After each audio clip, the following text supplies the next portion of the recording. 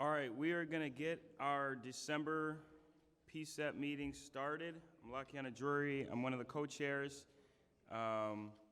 This is our first meeting with our new steering committee. So we'll go through and just have everybody introduce themselves and your position. We have 4 absences today: Lakeisha, Patrick, Vadim, and Marcia, due to vacations and different things like that. So we'll just start on the left down here, if you can go down the line. Elliot Young, alternate steering committee. Britton Masbach, youth co-chair. Yolanda Salguero, also youth co-chair. Andrew Calick, co-chair. And just one thing, everybody on the stage, these mics are very sensitive, so we're just going to use the buttons instead of pushing them back. So thank you to the Open Signal folks. Hi, I'm Amy Anderson. So we're going to start out, as we always do, with our moment of silence. Elliot will lead that. Basically, we have got 2 candles, and we have a bucket with note cards in it. So if you would like to write the name of somebody who has passed or someone you're thinking of, you can do that, and then we will observe a moment of silence. This month's moment of silence will be, especially in memory of Coben Hendrickson, who we will be talking about further in a little bit. So we encourage community members, staff, to come up, put a name in the bucket, and then we will observe a moment of silence.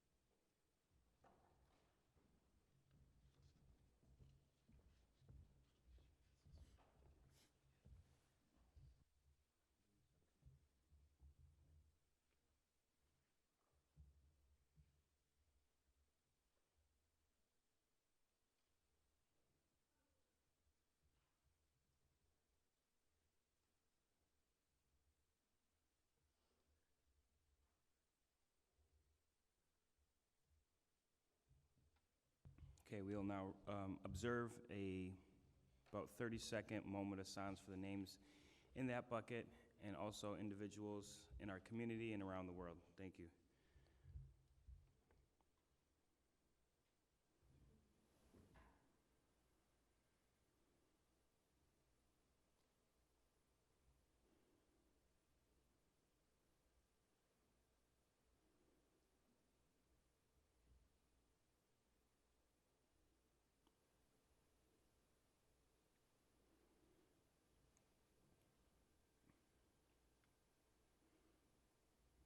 Thank you for observing that moment of silence. Also would like to just mention land acknowledgement. We're working on getting an official statement up there, but we do also just want to recognize that this meeting is taking place on Indigenous land, and want to recognize the tribes that originally called this home and continue to call this home. We have a very well-rounded agenda tonight. We're going to start with subcommittee reports, PCCEP statement on the recent killing of Coben Hendrickson, a recommendation on the police union contract stemming from our session last month, followed by a break, recommendation on body cameras, and then at the end of the meeting, we'll have an open mic for community feedback, any suggestions, comments, and things of that nature. I'm going to turn it over now to subcommittee reports with Andrew. Thank you. And I'll turn it right back to you, Lakiana, for a report on steering committee this month. Cool, thank you.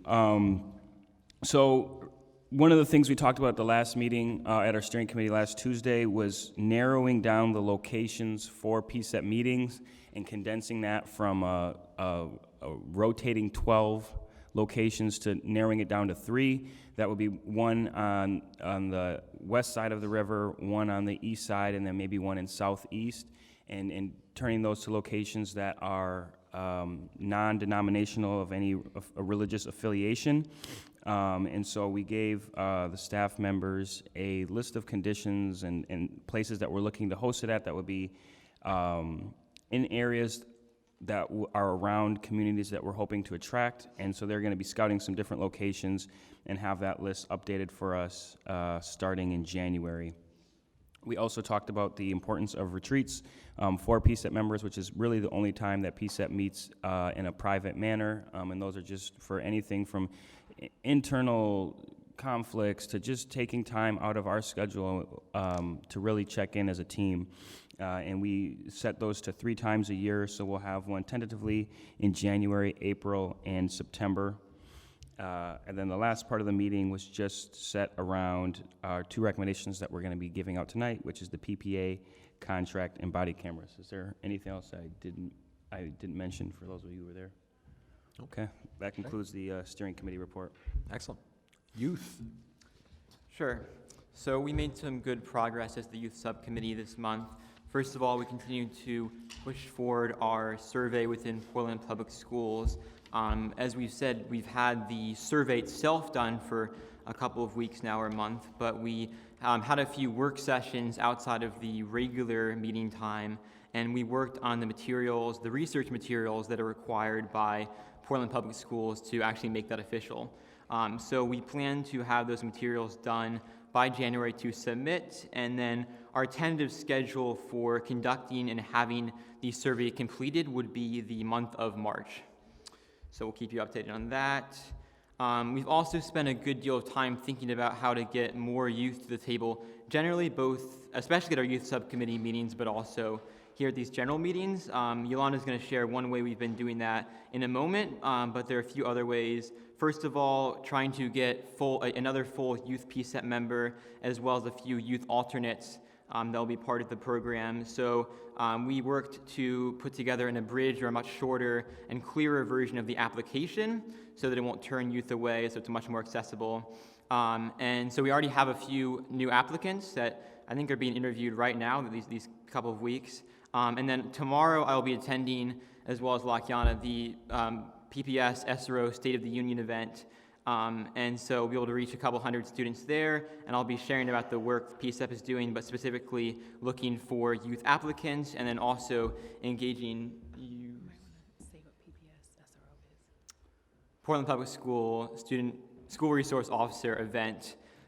It's a collaboration between Portland Public Schools and a number of different student groups, and so there'll be a number of different discussions tomorrow about the role of school resource officers. Some school resource officers will be presenting at the start of the event, but then mostly it'll be a time for youth to talk about their opinions and talking about how they want to move forward. So at the start of that event, myself and Alexandria, another member of the youth subcommittee, will be presenting about our work and then how other young people at that event can get involved.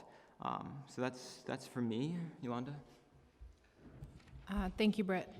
Another thing that we've been doing is we value all the youth's opinion and feedback and encourage their participation. So I spent part of a day with Tim Roselle, who also is one of our other subcommittees, and we spent time at McLaren Correctional Facility. And so with coordination with our PCCEP admin staff, they are now able to call in and offer feedback on our recommendation processes, and then just our advocacy. So that is something new and something we're going to continue to keep going forward. We welcome their participation not only in the full PCCEP meeting, but any of the committees. So, thank you. Great, thank you both. Race, ethnicity, and other. Yeah, first thing I should note, there was a little bit of a mix-up. It was on the 11th Wednesday. I know some folks showed up on Thursday. We had tried to switch that date online and it just happened to be a little mix-up, so sorry for those of you who did show up on Thursday. Some of the things we talked about, just nomination of leadership. We nominated Marcia, who's agreed to take the position but is currently out of the country, so she'll be heading that committee up. brainstormed some outreach for the subcommittee in January for different groups, which include the Two Spirits Native American Group, Pacific Northwest Family Circle, Latino Network, and the Muslim Advisory Council of PPB. So just really looking on our community engagement piece in those respects and reaching out to different members. A suggested name change, the name race, ethnicity, and other is problematic in the sense that it just collapses every other thing that you could possibly think of into a group of race and ethnicity, which just doesn't really represent or respect those different groups. The suggested name change was the Racial Equity Subcommittee, with a mission to lift the voices of people of color to shape how PPB engages with our communities equitably. So really trying to shape the work we're doing there. And then we also talked about a procedural justice recommendation that's going to be coming out in January, and a survey around there that we're working on to help back up that recommendation. And that concludes everything we discussed at that meeting. Thank you. Great, thanks. One clarifying question about the name change. I remember when we were naming, it was difficult to name this subcommittee, but one of the things we talked about was that other could include issues of importance to people with disabilities or the LGBTQ community. What thought do you guys have on that particular element? Yeah, we did talk about that. And what we the conclusion we came to was to look at it through a racial equity lens, but then intersectionally at those different groups and how those interact with race. But I think further discussion needs to be merited on that. But at the same time, we didn't want to fall into a thing where we had to feel like the race equity subcommittee had to deal with every other and othering those folks as well. So I think it's an ongoing discussion, but I think it's something that all of the subcommittees have to look at. You know, it's not just one that falls on the race subcommittee, but it falls into every subcommittee we have to make sure that we're looking at those different identities. Great, thanks. Settlement agreement and policy, we just met. We're all warmed up for tonight's big show.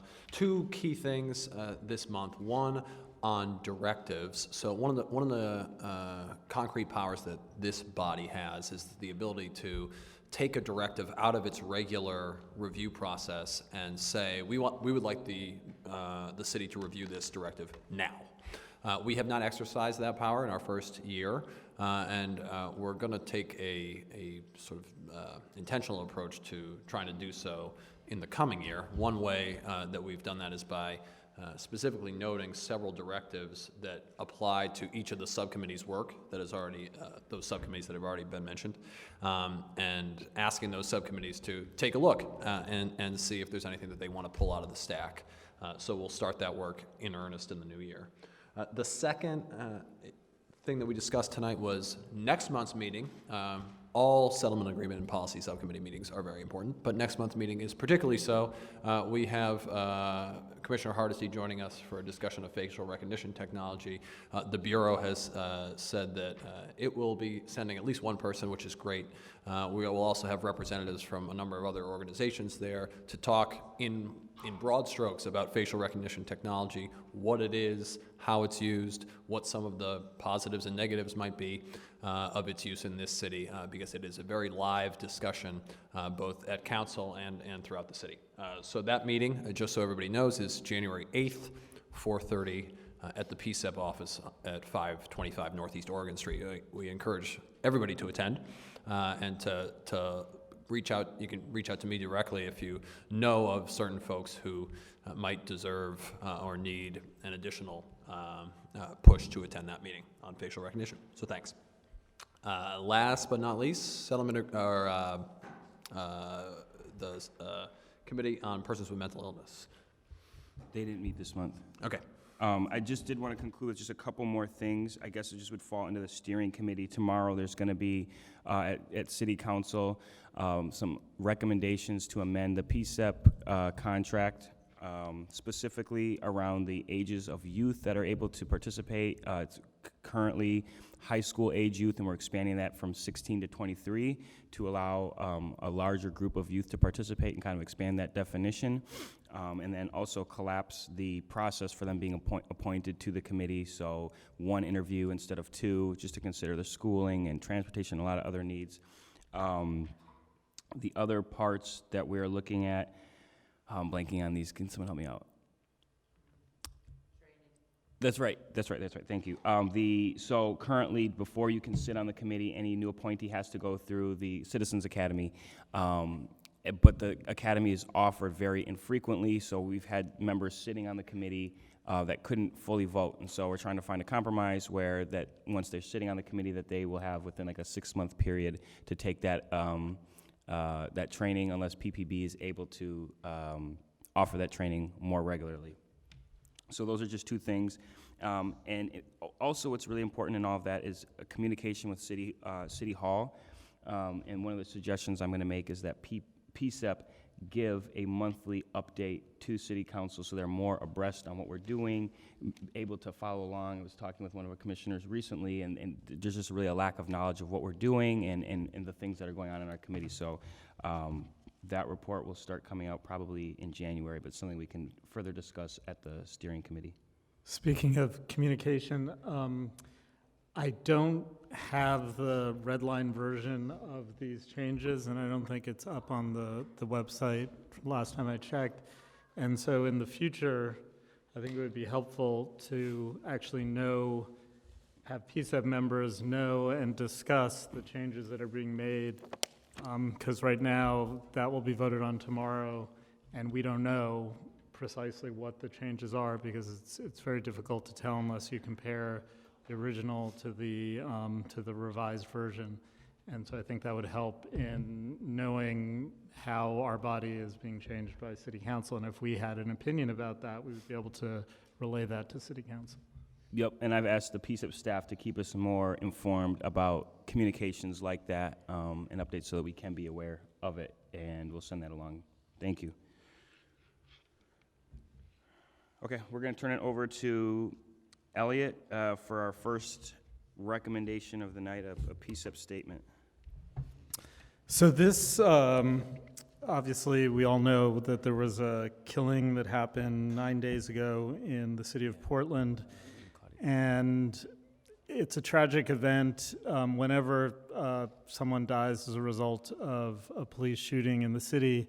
In August, the PCCEP voted and did not pass a recommendation to have the mayor and the chief of police offer condolences in just such circumstances. And in that vote, the majority of people who voted in favor. No one voted against, but it didn't pass because we didn't have enough people under our regulations at that time. So it seems that there's a willingness on the part of the PCCEP board to offer condolences. Clearly, we still don't have enough information or much information to know the circumstances of what happened 2 Sundays ago, and that's something we're waiting for. But whatever the circumstances, I think it would be appropriate for us to offer condolences. And so the statement reads, PCCEP board members extend our deepest condolences to the family and loved ones of Coben S. Henriksen, who was killed on Sunday afternoon in Portland by a police officer. Although we do not have much information on the circumstances of this shooting, we are troubled that he may have been suffering a mental health crisis at the time of his death.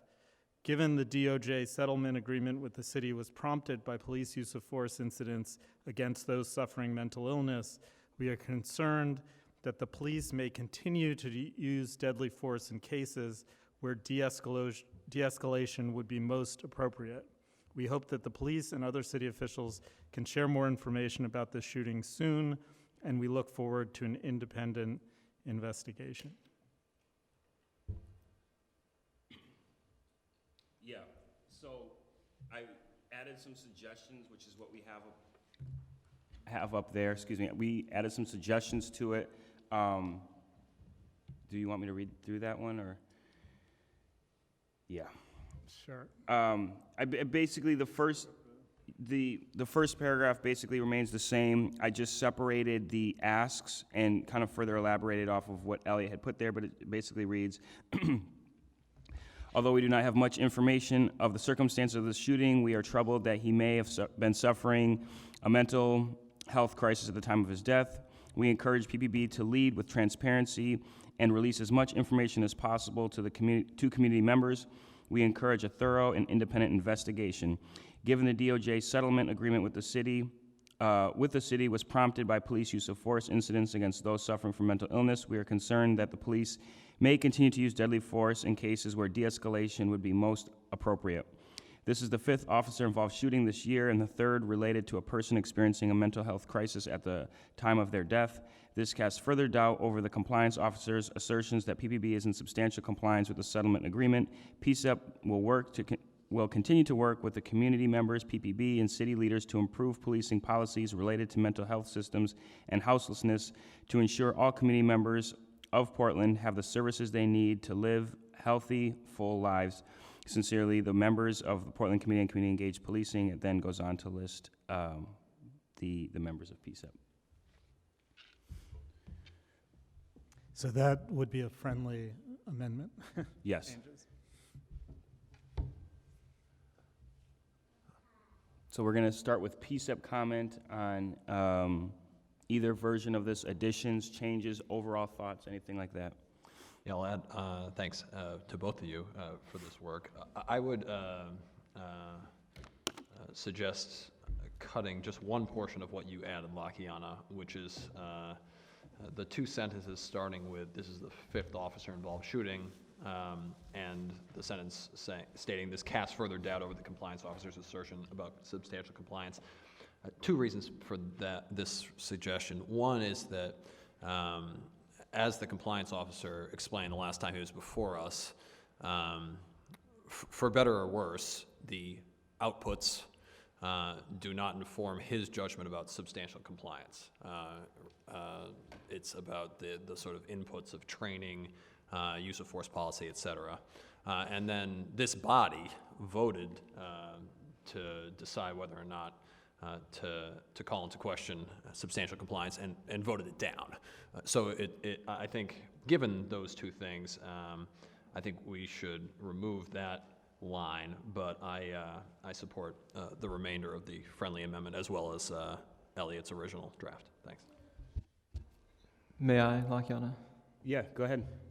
I was going to suggest something similar about the second sentence, taking out the second sentence, or starting with this casts further doubt. But I would argue that the sentence before, this is the 5th officer-involved shooting, is just acknowledging what has happened this year, and I don't think that's necessarily taking a stand on anything. It's just acknowledging what's happened. So personally, I would be more okay with that, and I think we should include it.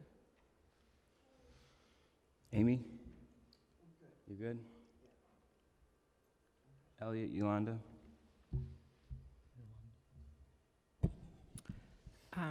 I think it's a great statement. I like the revisions. Yeah, I don't have anything to add. How do you feel about keeping the first line about the 5th officer-involved shooting and taking out the second one? Britt convinced me, as he usually does. So thanks, Britt. Can you update that for us? What we're going to try and do is we're working through some of these things, is kind of have it live on screen so you can kind of see the edits as they're being made. Kind of asking Claudia to do this on the fly, but we appreciate that. Could I just ask Andrew a question? Yeah. So it is true, as you stated, that this body voted down the recommendation to say that the city was not in substantial compliance in general, although we did vote saying on one particular paragraph that we didn't think they were in substantial compliance. But I'm wondering whether if we change the tense of that sentence, that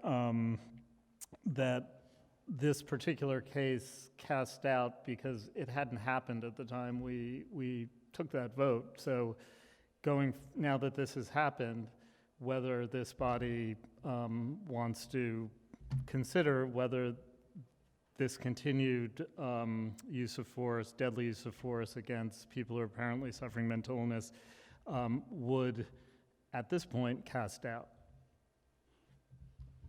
I think my hang-up, to be frank, is about the notion of linking this to substantial compliance, given what we know about the definition of substantial compliance and how it is applied under the settlement agreement. If we wanted to say something about this casts further doubt as to whether the city or the police bureau has done enough to address ongoing concerns about interactions with people with mental illness, I would be fine with that. It's the substantial compliance piece that I don't think makes sense in this particular context. That sounds like a great compromise. Yeah. Amy's shaking her head as well. Can you read what that would then say? So it could read, and I'm just sort of talking off the top of my head here.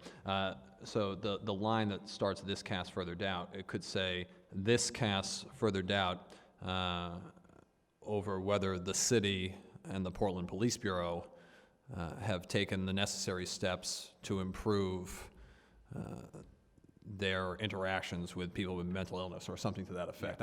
Yep. Everyone can wordsmith as they see fit. Yep, I'm okay with that. I'm seeing nods from the rest of the group as well.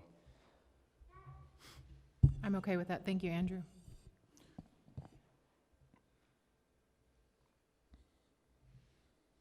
Okay, you changed that, Claudia?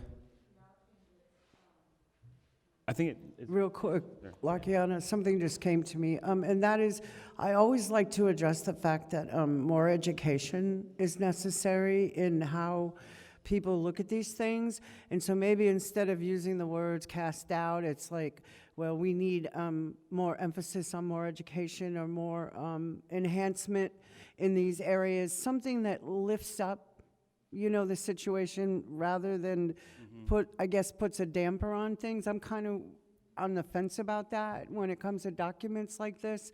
I think we just need to let folks know, we know that further work has to be continued in order to alleviate continued problems like this. How So about- maybe we could, I don't know, find a way to kind of take out the cast, further down and say it's becoming more obvious that more education and more emphasis needs to be put in these areas in order to prohibit or order to not have as many deaths, okay? Something along those lines. It's more of a positive note towards what do we really need to do in order to make sure that these situations don't continue, and that is education, education, education. How At least about, in my opinion, that's how I would want to. how about instead of cast out, raises questions, which just raises questions that need to be answered, which would lead to the education part. Yes, I could go with that because, there's a lot of questions being raised over, is it what we're doing sufficient? No, people are still getting killed. But I don't really want to stomp on the casting doubt because we already have doubts. agreed, and thank you for I don't want to put it in print, not really. So what it will read is, this raises further questions. How would you want that to This read? raises further questions About training and education?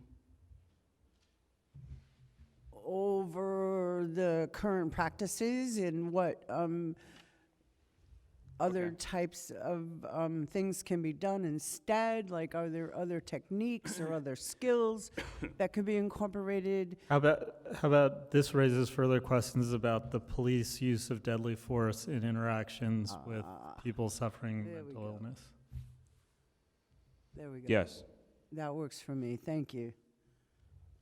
Did you get that, Claudia? Okay. I'm gonna just write that down just so we have it. Could you say it one more time for us?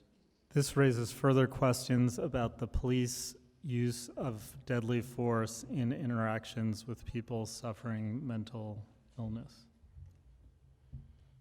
Or in how it's implemented, kind of thing. Implemented in the use with people with, mental health challenges or behavioral health challenges. We got to start changing our language too. Okay, so that line will be striked. It'll read, this raises further questions about police use of deadly force with persons experiencing mental health and behavioral health. Okay. Just so Well, I y'all think know, the word experiencing- mental health is going to come out, and everybody in the community is changing it to behavioral health, which includes substance use disorder. So just as a future discussion, the world is changing, and maybe we should go along with that as well. Absolutely. Except I think when it just says experiencing mental health and behavioral health, everyone experiences mental health and behavioral health. What we're talking about is either mental illness or a crisis. There needs to be some mental health. You're okay? Mental health or behavioral health crisis might. Crisis. get Okay. to that. Thank you. And with that, we're going to turn it over to community input. The microphone's to the left. Please state your name, any organization that you're representing, and then your feedback. You have generally 2 minutes of time. Brad Thomas, community member. My concern is this conflation of an expression of condolence with a political statement from the committee. Just in this discussion you've had, you've probably spent 95% of your discussion time working out the details of the point you want to make in terms of compliance and whatever, and I think it overshadows the sincere expression of condolence. I would suggest maybe you put out 2 statements so that condolences are condolences and criticisms of the police are in a political statement where they belong. Thank you for that suggestion. Sounds like there's a lot of agreement for it. Hi, my name is Barb Rainish. Yes, behavioral health crisis or mental health crisis are the terms you guys need because, yes, everybody does have mental health. I like Brad's idea of splitting it into 2 things. I don't know how unique this situation is, but with the information that's come out and the fact that in the last several months, certainly this year, there have been 2 other police encounters that this man, Coben, had. And it seems to me that the thing to be suggesting would be for everybody that has been involved to sit down and talk and learn, and why twice they at least got him out of the crisis situation with the police, but the 3rd time that failed.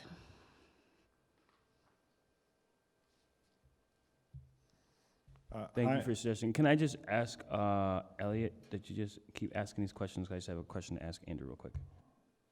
You have a question? No, just keep the... Oh, okay. Next up, we have our favorite public. I'm Dan Handelman with Portland Cop Watch, and the amount of time it took to read the sentence about the DOJ agreement was 17 seconds, and apparently the time it took for the officer to shoot Coben Henriksen was 13 seconds. So it took you longer to read one sentence in your condolences than it took for the officer to decide to shoot and kill this person. Just thought I'd point that out. You've changed your draft, so my comment isn't necessarily appropriate anymore because it sounds like you're taking out references to the agreement. But Dr. Haynes, who I talked to before the meeting, I don't know why he didn't come here. He said he was going to come for the first half. He was talking to me about the preamble to the agreement, and what that says in terms of outcomes is that we have to have community trust. And I think that you can make a very good argument that the police are not building community trust by continuing to kill people, especially people in mental health crisis. Since I have a couple of seconds left, you were talking about moving directives forward that aren't already being reviewed. Unfortunately, what it says is that you can move directives forward that aren't part of the settlement agreement. You can't move it forward if it is already on their schedule. I don't agree with that, but that's what it says in your founding document. There was appointments of some of your members at council a couple of weeks ago. I went there, or I watched online, and I know you made a presentation to City Council in that sense. So that seems to be you actually had a chance to talk to them directly there, which a lot of us don't have every day.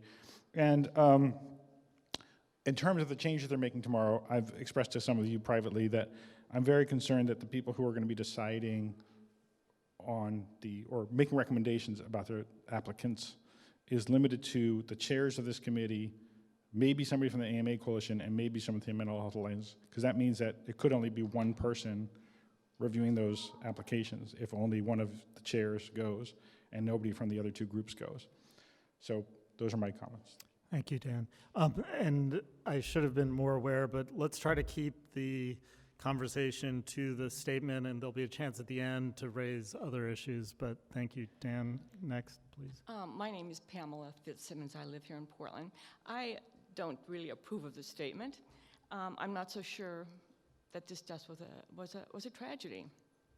I think that if Mr. Henriksen could appear here tonight in spirit, he might very well say, "Thank you, Officer Raphael, for ending my misery." The fact is, he was a very tormented soul, and he was allowed to roam the streets. There was no place for him to go. This has been going on for quite a long time, and I think all of you could benefit from looking at a piece that ran in the New York Times 35 years ago, how release of mental patients began. And they cite politicians, civil libertarian lawyers, and psychiatrists. They don't cite police. My problem with your statement is I'm afraid that Henriksen's family might use that statement to sue the city of Portland.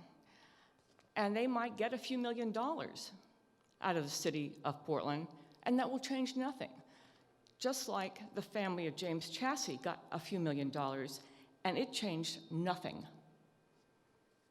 We have a problem in this country, and politicians, civil libertarian lawyers, and psychiatrists are going to have to deal with it. We need facilities. But the problem with, even if we build facilities, the mentally ill have rights. They have a right not to be put in a facility. Anyway, I'd be curious to know what the city attorney would say about that letter. Thank you for your comments. Are there any another public comment? Hello, Emery Mort. Just speaking on behalf of myself. In terms of condolences, I was thinking about other people besides Coben's family directly who also are emotionally impacted by such a devastating incident.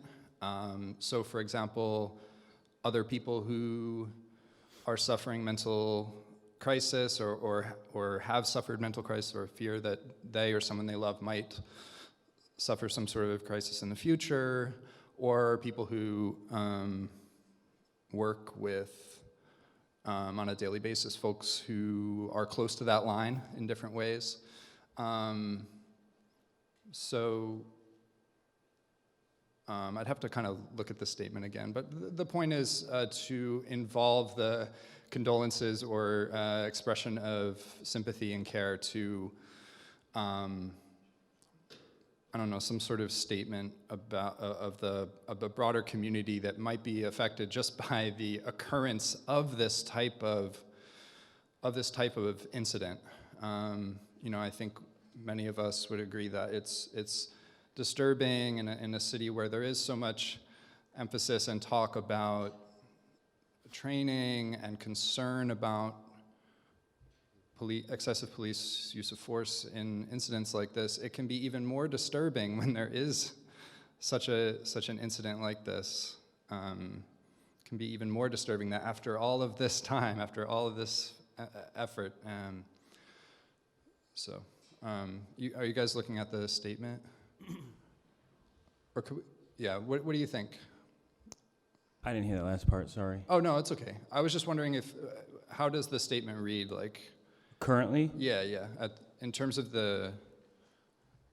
Let me pull it up here. Yeah. The second half of it reads, so are you talking about the first paragraph or the second paragraph? Just, yeah, and we don't have to get into this back and forth Okay, so right the now. condolence reads... Yeah, the condolence. The Committee on Community Engaged Policing extends our deepest condolences to the family and loved ones of Coben Henriksen, who was killed on December 8th, 2019 by members of the Portland Police Bureau. There are many factors that led to his death, but that does not take away from the fact that the family has lost a son, and we send our thoughts and well wishes during this time of their grieving. Okay, yeah, thanks for reading that. And I think the suggestion, or even if it's just a thought that we're sharing here amongst each other, is just putting others who are affected emotionally or in their life by this incident. It's not just his family was. Thank you for the comment. Is there any other public comment? If not, LaKiana, do you want me to continue? Yeah, reading, or do you wanna take over?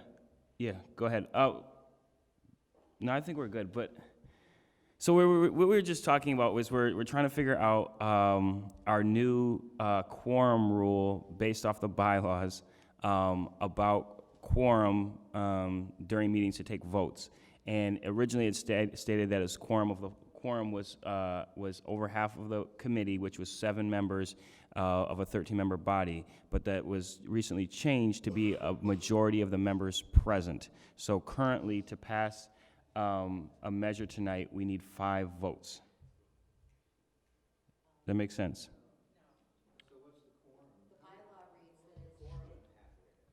Yeah. First, you need a quorum. Okay. Right.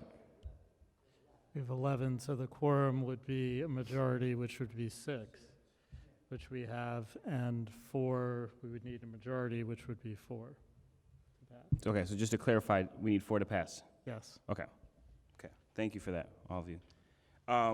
Okay, so based off the feedback that we just received, do we agree to split the letter in half into a general condolence to the family of Coben, and then a second statement to PPB and city leaders?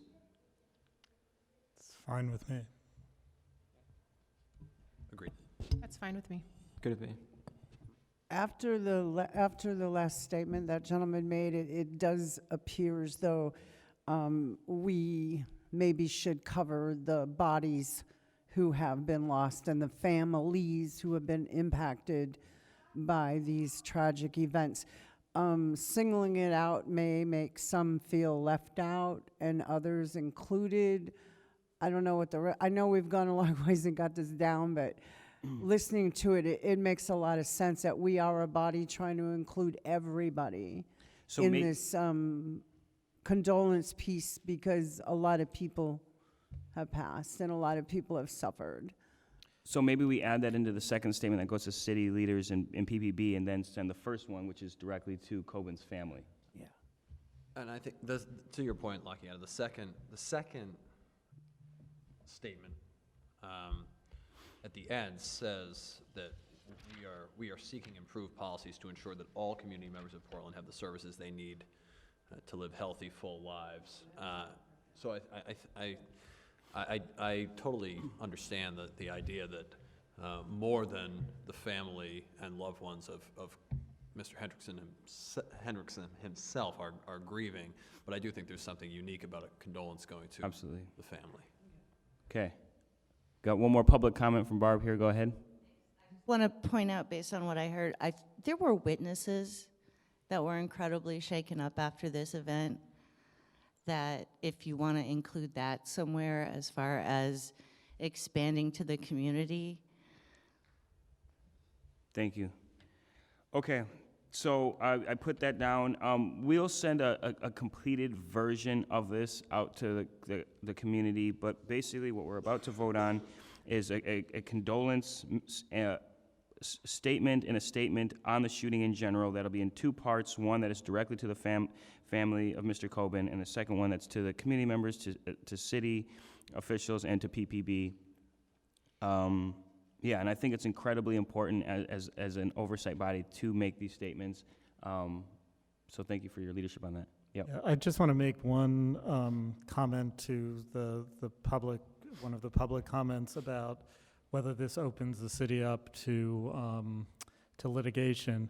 And I would note that our statement does not attempt to say whether the shooting was justifiable or not. It says we don't have enough information. So I think that the concern about this statement making a judgment about that could be later used is not borne out, because our statement doesn't actually make an assessment. Okay, thank you for that. We're going to take a vote. We're going to go just alphabetically as we got it here. We need a yes, no, or a abstain. Thank you. Really want to encourage members, as we got 3 recommendations tonight, to really, if you have an abstention, we would like an explanation, and try really hard not to use those unless there's something that you feel like you can't vote on it because of something, and then let's try and work that out rather than throwing ourselves in the middle of things, even though these are difficult votes. So I vote yes to pass this recommendation. Andrew? Yes.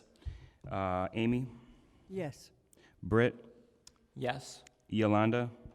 Yes. Elliot? Yes. Okay, that vote passes, or that recommendation passes 6-0. Thank you all for that vote.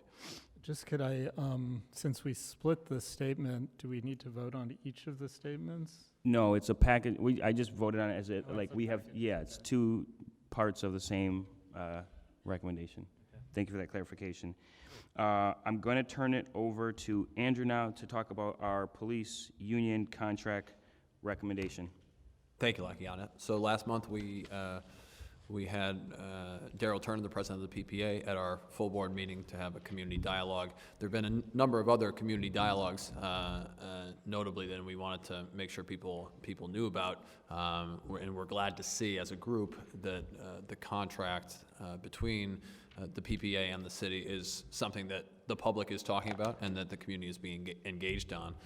To that end, Elliot has put together a series of proposed recommendations that could come from this body, PCCEP, to the city regarding the contract negotiations. And Elliot, I don't know if you want to take the prerogative to run through what you've done here, but I think that would be a great start to our conversation.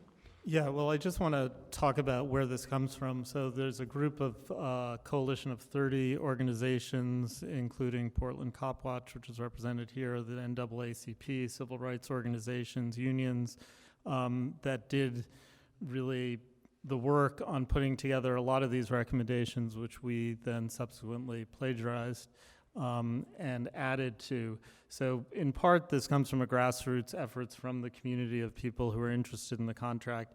And then our own meetings with Daryl Turner and with the city auditor at the last PCCEP meeting raised some issues that are also we addressed in the in our recommendations.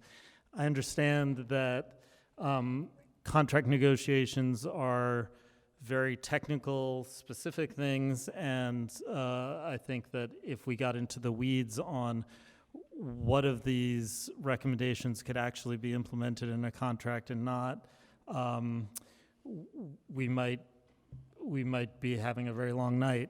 So I would just encourage us to see this as sort of a position that PCCEP is taking to try to help inform the city's negotiations with the Portland Police Association, and I think it represents a lot of grassroots work that's gone into coming up with these recommendations, as well as the work of the PCCEP. Great, thank you. I see we have above us the recommendation laid out here. Elliot, do you want to voice either the summary or a bullet point version so people understand sort of the types of things that we're looking at, and then we'll open it up to PCCEP comment? Sure. Well, why don't I talk about the summary? Someone from the public made a point the Portland Police Union should be Portland Police Association, so I will make that edit. The City of Portland and the Portland Police Association have a unique opportunity to engage the community of Portland on the police union contract. The community of Portland has voiced its strong desire to be informed on the ongoing negotiations and have a voice at the table. Whereas in the past, the community has been left out, there is an opportunity to be inclusive and transparent in this round of negotiations for the 2020-24 police union contract. Both the city and the PPA have already taken steps to do this, with Mayor Wheeler hosting public work sessions for community members and PPA President Turner joining PCCEP for a community listening session. PCCEP has supported this process by creating space for community members to learn about the negotiations and give suggestions, along with extensive community engagement efforts by our committee members to hear from the community about what issues are important to them. So the following recommendation is a culmination of that feedback we received from our community listening session on November 19th, 2019, a presentation from the city auditor on that same meeting, as well as from the community engagement efforts leading up to that meeting, including subcommittee meetings. The recommendations focus around strengthening Portland's civilian oversight system, improving the arbitration system, officer accountability, and use of force policies, among other recommendations. And so if you turn to the recommendation, there's points about improving Portland's civilian oversight system, particularly around deadly force, accountability and arbitration, accountability for officers who violate policies, particularly around racist statements or excessive force, comprehensive mandatory drug testing when there is a use of force, fixing the complaint process, transparency and data. So that's referring to the city auditor's request for the investigative reports on traffic stops that was made in 2018, and as of May of 2019 was still not being provided. Secondary employment, again, referring to the city auditor's report, which noted that there is not good management of secondary employment opportunities for police officers, and also in the context of short staffing in the police bureau, raising questions about whether that creates a conflict. Interactions with mentally ill and houseless people. So given the overwhelming number of interactions with both mentally ill and houseless people, 50% of use of force incidents in the last 2 years, over 50% of the arrests, that the police resources should be directed towards violent crimes, and other people and agencies should be interacting with mentally ill and houseless people who do not pose a direct threat. And finally, because of adverse interactions with populations, including youth and transgender communities, there should be more training and an assessment tool to measure the effectiveness of those kinds of interactions. So it's a whole list of recommendations that we hope the city could take under advisement as it negotiates the contract. Thank you. Thanks very much, Elliot, for taking the initiative on this. Open it up to PCCEP comment first, and then we'll move to the public. I got it. Hello. Hello. Hi, this is Vadim. Hello. Vadim, welcome. This is Andrew. Oh, great. Thanks, Andrew. We will leave you. Can you hear me now, Vadim? Yes. Okay, great. You are live. Thank you. Vadim, you dialed in just as we were moving from Elliot's description of our recommendations for the contract to PCCEP comment on said recommendations. So that's where we are right now.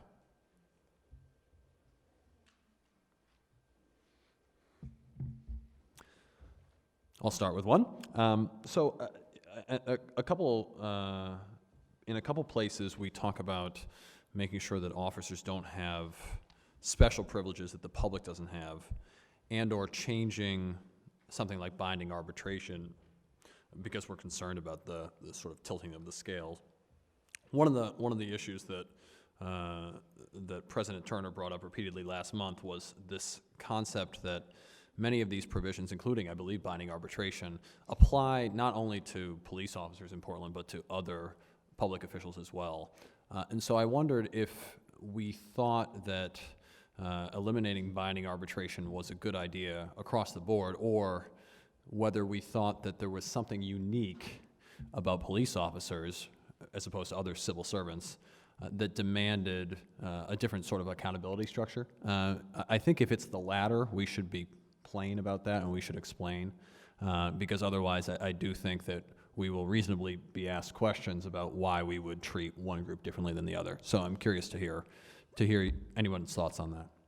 Yeah, they are different, and they are different than other public employees. They can't strike, right, in the same way that the regular public employees can, and their ability to take somebody's life, I think that already in itself sets them apart, and I think we should spell that out to kind of save ourselves some of that discussion later on down the road. But it's not binding. It's not changing the binding arbitration across the board, but it's in certain circumstances of grievances. It could be around officer-involved shootings. Could it be involved statements that were made? But you had we use this example in here. There was the case this year, where City Council had to pass a resolution reinstating an officer that they did not want to reinstate, simply because they knew if it went to binding arbitration, or went to arbitration, it was going to, the officer was going to be reinstated. And I think when you have, city leadership, including the police commissioner, wanting to hold officers accountable or make a decision, and they're not able to do that, I think that fundamentally breaks down the role of leadership in the first place. So I feel like you have a sentence that you could throw in there, and I welcome that sentence.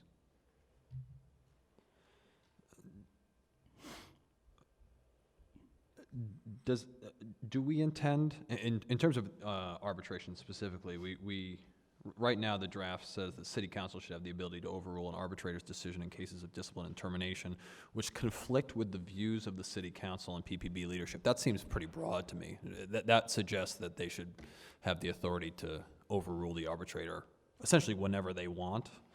Did we intend it to be that broad, or did we intend to limit it to places of deadly force? So it says that in there. So if you go a couple of lines up, it says the arbitrator's decision should not be binding in certain cases, including the use of deadly force. Right. So again, my issue again is that there's no limiting principle to that. If we don't want there to be a limiting principle, if we want the City Council and PPB leadership to be able to overturn the arbitrator's ruling whenever they see fit, that's fine. We can have a conversation about that. But I think we should be clear in what we are advocating for.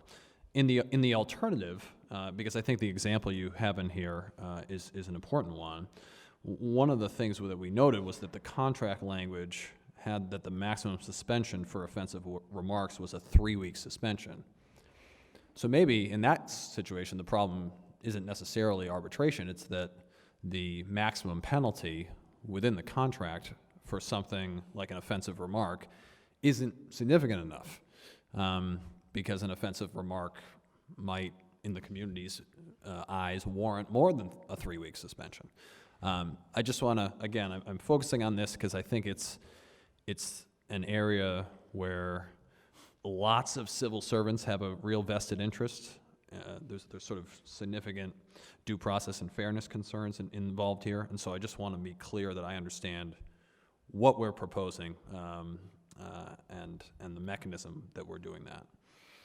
Yeah, so I read the first sentence or the second sentence of that section as providing the limiting elements. The city must be able to fire officers who have used excessive force or exhibited racism or other oppression against targeted communities. So I think that what we're talking about is specifically those instances that where a binding arbitrator might impede the City Council's ability to fire them. And so I would agree with you that in general we should uphold the principle that workers should have due process, but I think in these specific cases, given the power that the police have and the importance of community and city leader oversight over those police officers in those specific circumstances, they should have the ability to fire those officers. Yeah, and I think, to add on to that, I think the line that I had just said, the arbitrator's decision should not be binding in certain cases, allows it to have enough clarity, but I think, you know, we're talking about a very few situations that are gonna get up there to the point where the city council is disagreeing with that, and that's where it goes back to trusting the leadership. If we have all of our elected officials saying one thing, then I think we can agree that that's a case where we would want to trust that, especially if they're being gone against by somebody who's not elected, someone who's just an arbitrator, not randomly selected, but you know, not somebody that's been appointed by, elected by citizens of Portland. And I think there's no way we can even begin to try and think about all the cases that could come up for when we would want that. I think it's narrow enough when it talks about use of force, racism, and I think it sets the parameters, but doesn't box us into a point where we have to think of every time that might happen, which again is going to be rare. I don't think it happens every day that this leadership are in disagreement with city council. But when it does, I think city council deserves that right to be able to vote and make those decisions for their police force. Adding to that, though, I think we could add the line, and I just kind of wrote down what you were saying. We should uphold the rights of public workers, but given the unique role of police officers, some exceptions must be made. And those are even without this, like I said, the right to, police officers don't have the right to strike as an example of the uniqueness of their role and how they're different from other public workers.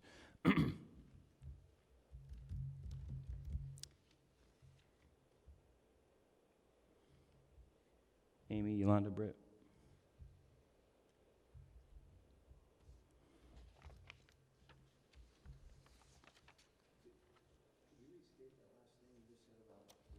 Yeah, the sentence I suggested adding in there is, we should uphold the rights of public workers, but given the unique role of police officers, some exceptions must be made.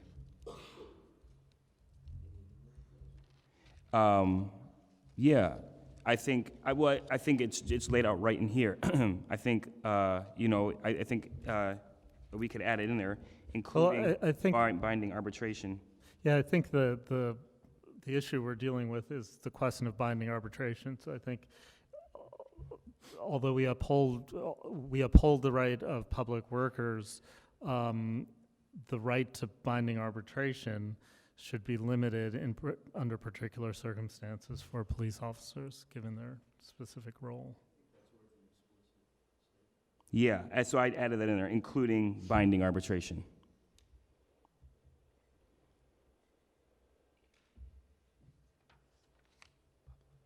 So, any further comment from PCCEP members?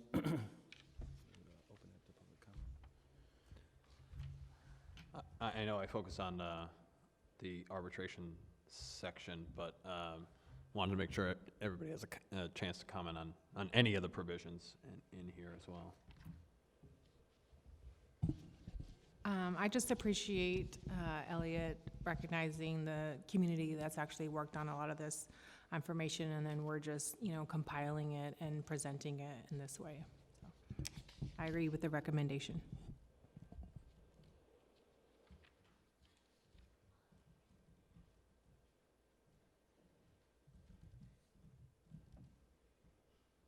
Should we move to public comment? Sure, public comment.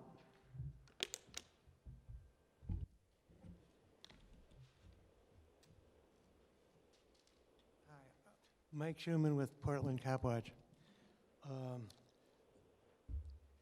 There was a bill in the legislature that did not pass during the last session that had language that said, if a police officer is found out of compliance with the directives, that the arbitrator cannot overturn that decision when it goes to arbitration.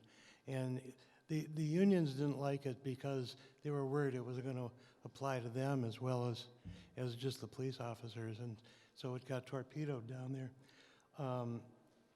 So the other question I had for you is, who is it that you really want to decide this issue? Have you talked about the fact that you want, what happened in the Fraser case, the officer shot somebody and the mayor was furious and he fired him immediately. And he went to arbitration and he won the arbitration and he was reinstated and he was put back on the force. But Dan probably doesn't agree with me, but one of the problems with Portland is the mayor doesn't have the power. He's the police commissioner, and he does not have the power to do anything. And the question I have is, how does it, do you really want the whole city council to go through one of these? Or do you want the mayor to do it? He's the police commissioner. Or do you want to go with, if he's found out of compliance by the department, the arbitrator just can't do anything about it.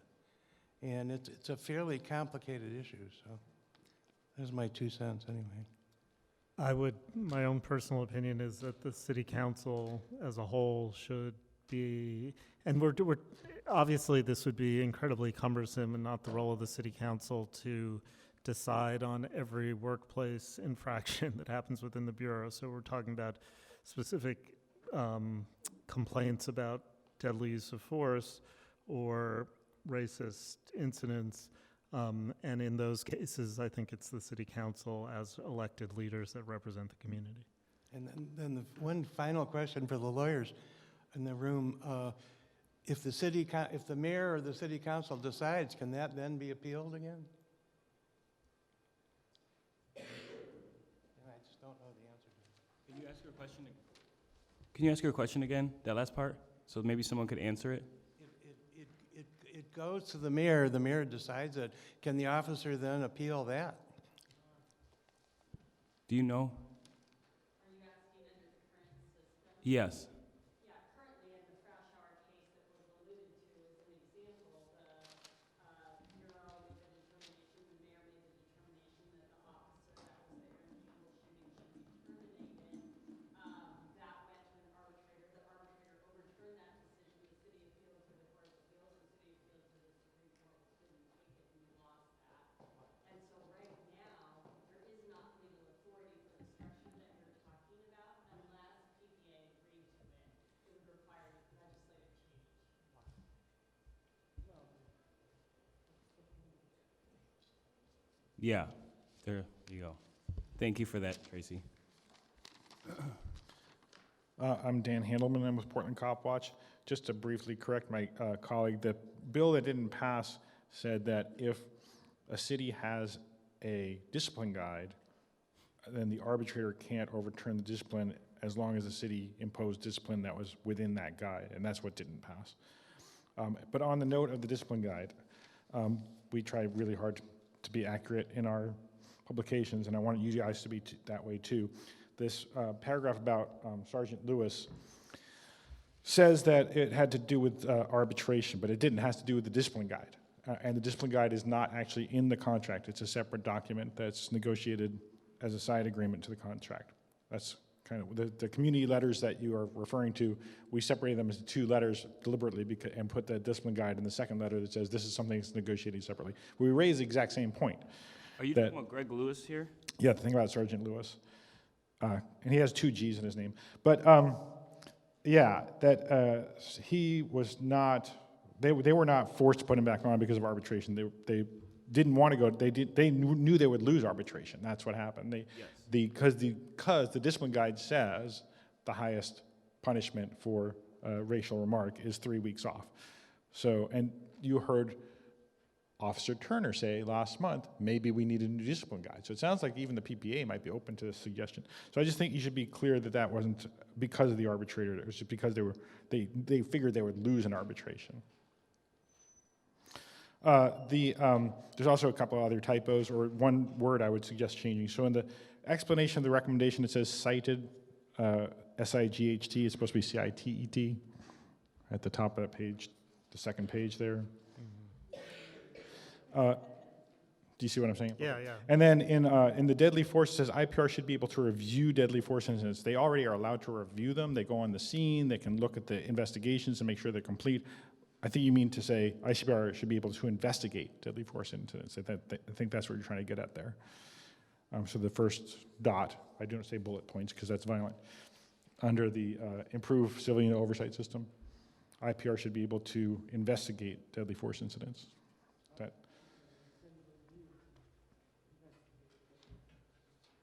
I can't hear you. Can I Okay. just get a clarification? Who's taking the notes on this to make this recommendation? Is that you, Elliot? Sure. Okay. Just make sure we're capturing us. I'm doing some of it too, but I'm now behind one, trying to catch up with the last one. Sorry. Dan.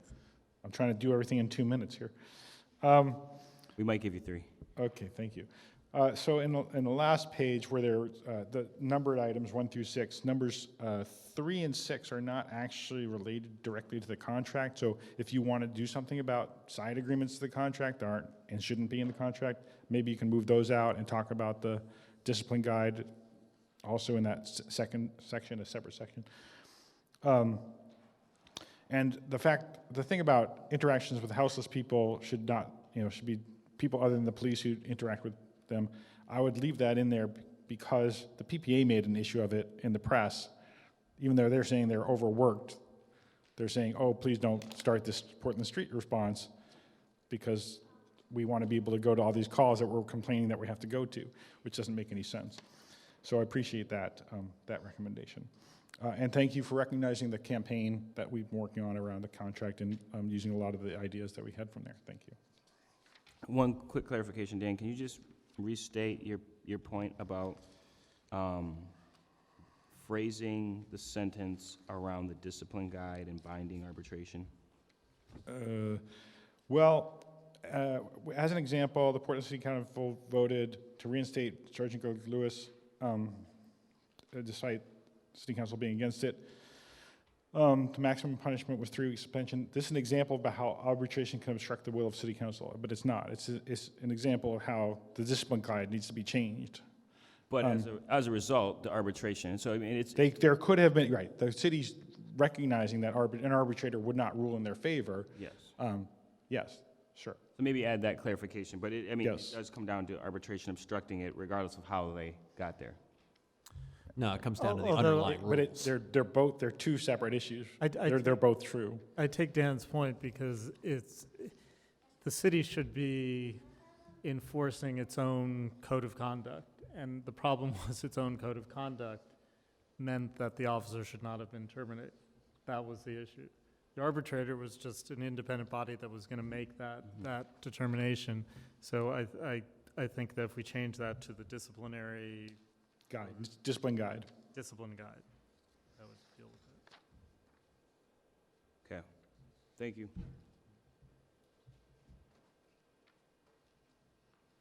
Did that make sense? Because really, in one sentence, it was like the arbitrator made that decision would make that decision based on the current discipline guide. Couple of things that I want to say. The very first recommendation you have about the drug testing, which I have just recently become aware of, I think you should add the word immediate, require immediate mandatory drug testing, because we know that there's some drugs that leave the system rather quickly. And the second point about the public comment process, looking at something that I looked at on the web last night, it looks like it says that there is an anonymous complaint process. And then I heard it wasn't really anonymous. So I think something about including transparency around whatever the anonymous process is would be maybe relevant, I guess. And then the other thing is educating the public and the police and coming up with what the priorities are between the two would also make sense to be called out. Could I ask because this came up at the last meeting, there was difference of opinion about this question of whether the complaints are anonymous. Is anyone in the PPB or the city could speak to that? Whether if someone makes a complaint, that complaint remains anonymous to the complainant or the person being complained about? Let's give them a chance, and then we'll go to you, Dan. That's on the record. I just want to point that it is true you can make an anonymous complaint to the IPR. That is true. I do not deny that is true. And the IPR will tell you that you can make an anonymous complaint. But if you read the agreement, section 61.2.3.2 says officers have the right to access the names of the witnesses and complainants. So even if you make an anonymous complaint, in theory, they could invoke this and say, we need to find out who this person is. So that's why that is a recommendation to change the contract. Thank you. Oh, yeah, we are in public comment. Go ahead.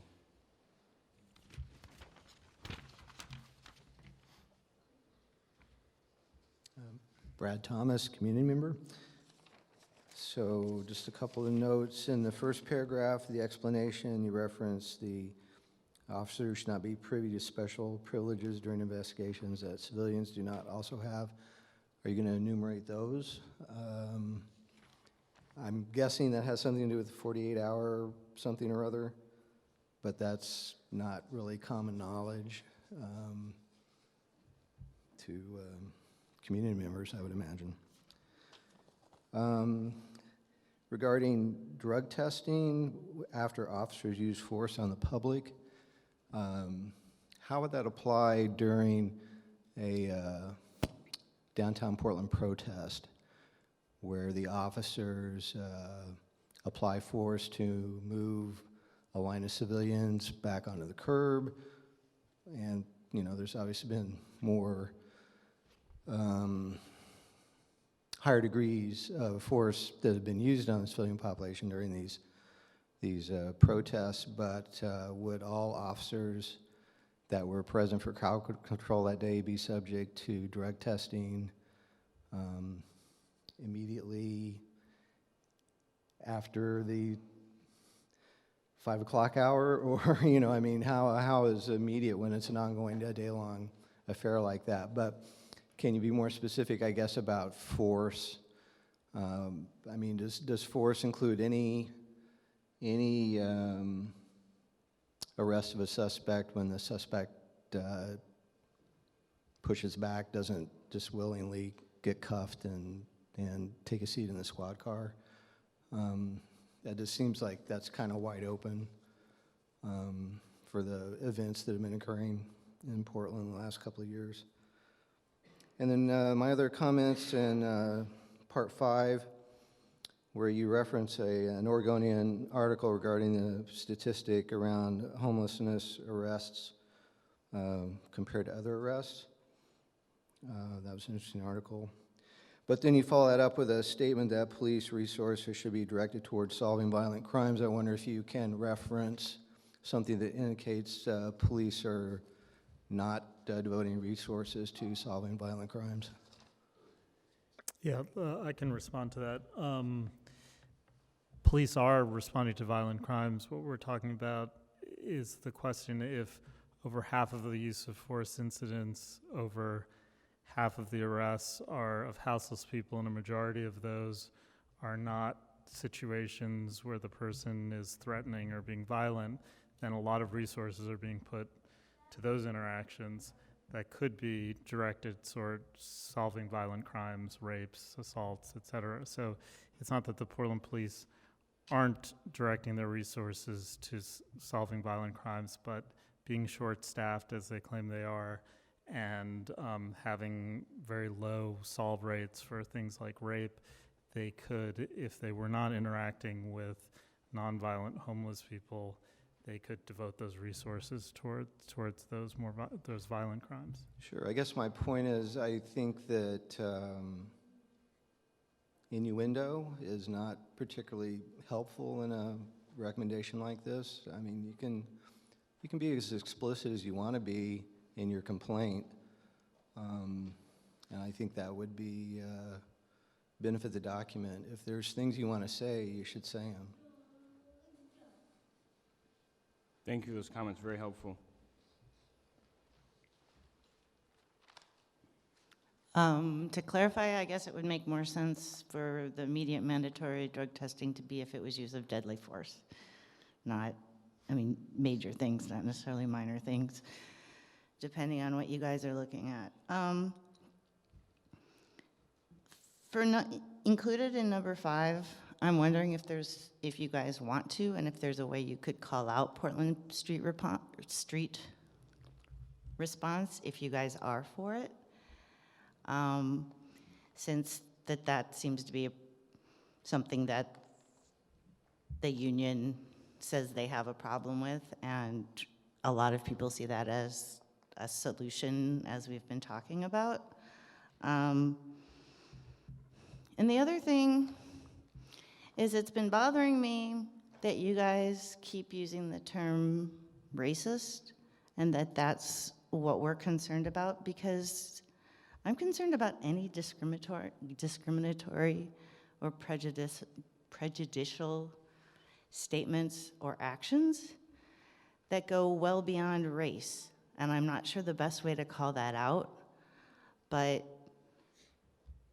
that's a big part of this. So the statement reads, racism or other oppression. Does that cover it or not?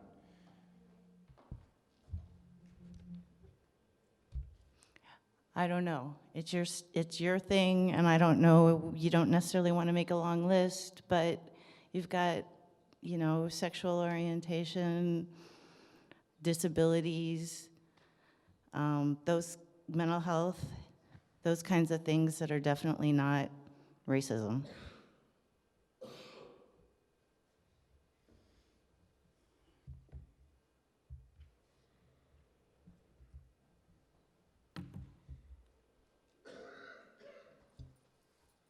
Hey, Emery Mort, and I have been a part of the network that's just really looked through the details of this.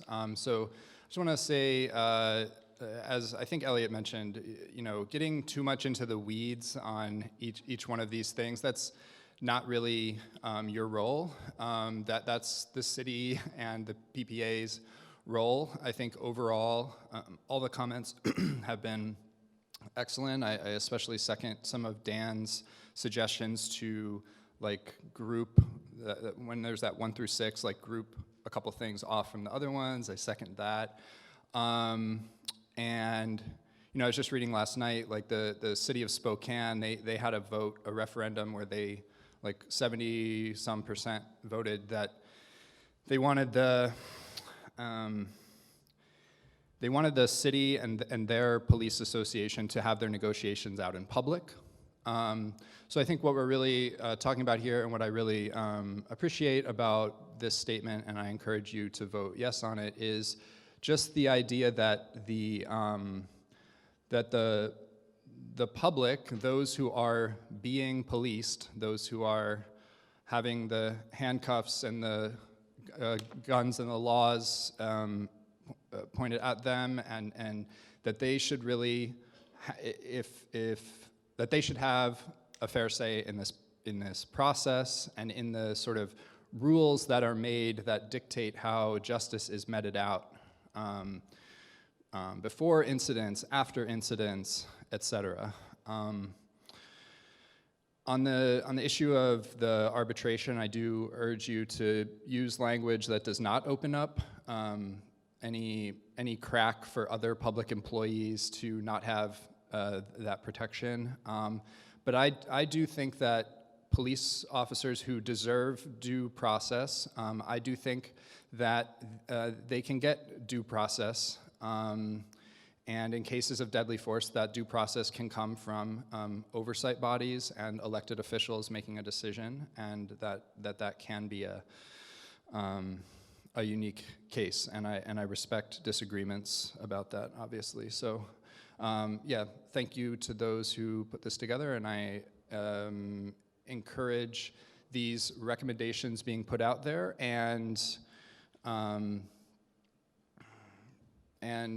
yeah, they don't have to get into all of the weeds, especially about like someone was saying, and this is the last thing. Someone was saying officers shouldn't get special privileges when they're investigated that the public doesn't get. You know, to get into that, you'd have to get into the weeds, and I think just putting a message out to the city about overall this is what we believe, I think that's fine. The city's not going to sit down with 20 and 25 things to get from the police. They're going to look at public input and they're going to choose a few, and so all those things are there. So thank you. Great, thank you. Any other public comment before turning back to my colleagues? Okay. So we got a number of great suggestions. We always do, so thank you. There's a fair amount of tweaking that perhaps can be done.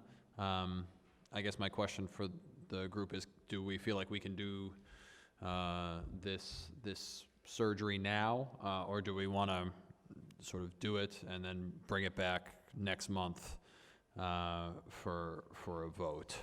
What do folks think? I would argue, I've written down some of the minor tweaks, and since the city is going to be negotiating the contract starting before the next meeting, that it's important that we provide this feedback to the city now. Yeah, I've been keeping track too, so I think we can just go through the document, work through the changes, and be able to take care of it in about 10 to 15 minutes. All right, let's rock and roll then. Okay, so starting at the top, explanation of the recommendation, change cited to CITED, just a typo. Hang on, can we go right to the front page though, and then make sure to cite the section that we're in? So we should start right in the summary section. They changed Portland Police to Association. Oh yeah, so the first line, City of Portland and the Portland Police Association strike union.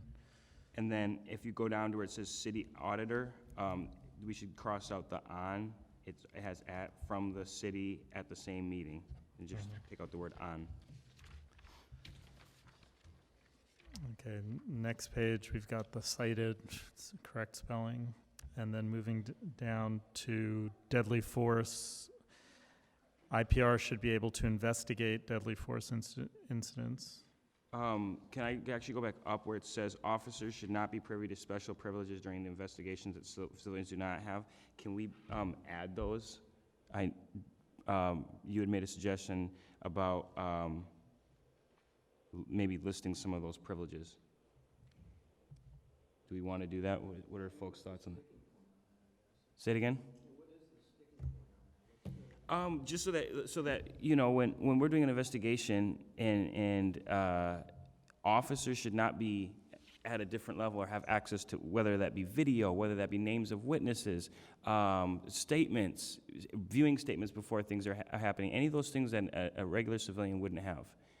Does that make sense? Yeah. So would you like us to add that in there? Would that be helpful? I would recommend adding that in there. Okay, what are... So it would say, would not be privy to investigations that civilians do not have, including but not limited to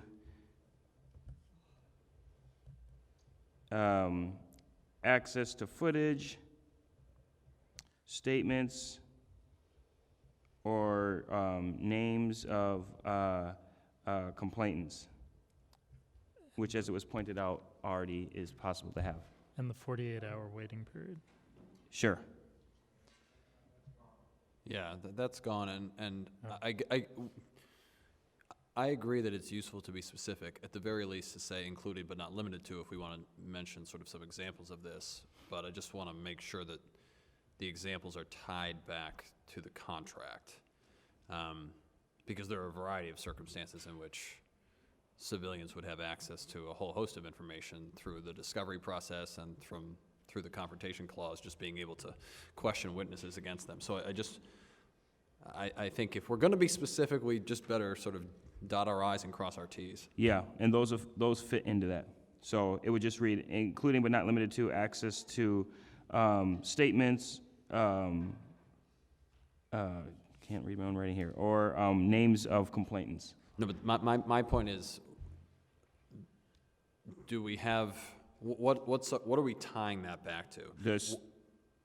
what in the contract says access to, whether it's witnesses, statements, et cetera, that, So there's the clause in there that talks directly about, that Dan just bring up, 62 point, it's in here somewhere, about if the officers want having the names of those complaints. And we can look up what it was. I'm sure Dan could bring it back up for us. I think in the interest of not litigating these things, maybe we should leave it vague for this statement, because I think that there are a lot of And we could get into the weeds with it. So I would just recommend just saying, including but not limited to, access to statements, and so anonymous complaints here, 61.2.3.2, let officers have access to names of witnesses and complaints. So I think we could just add that right in there. And then in that same paragraph, you had suggested, Elliot, striking out the word 21st century policing and switching that to best practices, so that it would read, these recommendations align with best practices, including oversight, trust, etc. Yeah, policing, best practices in policing. Yeah.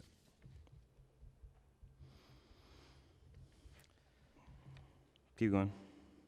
So down accountability and arbitration section, add 2 Gs to Sergeant Greg Lewis's name, and then the line that reads, this is an example of how strike arbitration, the discipline guide, can obstruct the will of City Council.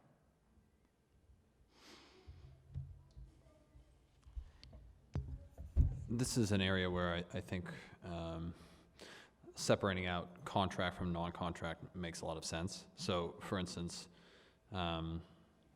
if it read, Sergeant Lewis had made offensive remarks about killing black people, but the discipline guide stated that the maximum punishment for offensive remarks was a 3-week suspension, and then we will go on to say this is an example of how the discipline guide can limit discipline in a manner that contradicts the community's concerns. Then we've sort of applied the solution to the problem as opposed to getting bogged down in arbitration, I think. Yeah, agreed. And then I would add the sentence, I don't know where you were going to stick this, but we believe in upholding the rights of public workers, but given the unique role of police officers, some exceptions must be made, including binding arbitration.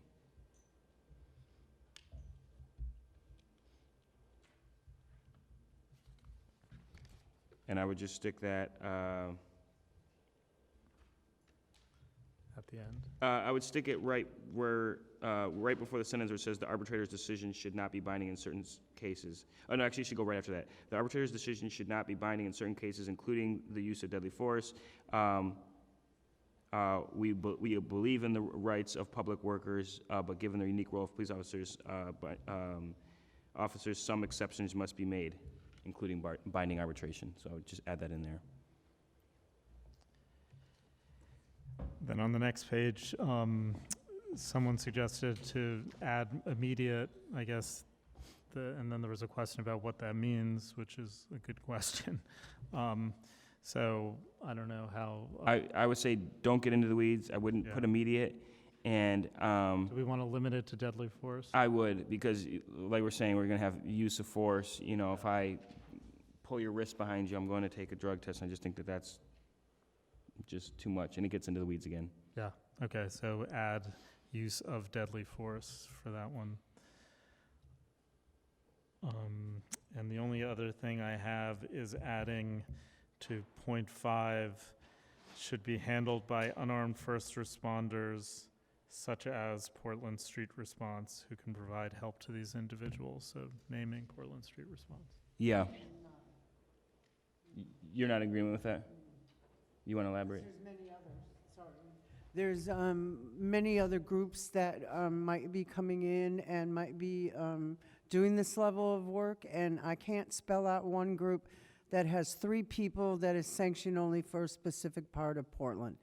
I would put Project Respond, Multnomah County Crisis Center, use the folks that are currently doing this operation, and let's not speak to those that are not currently involved in this process, because this entire city is tied up.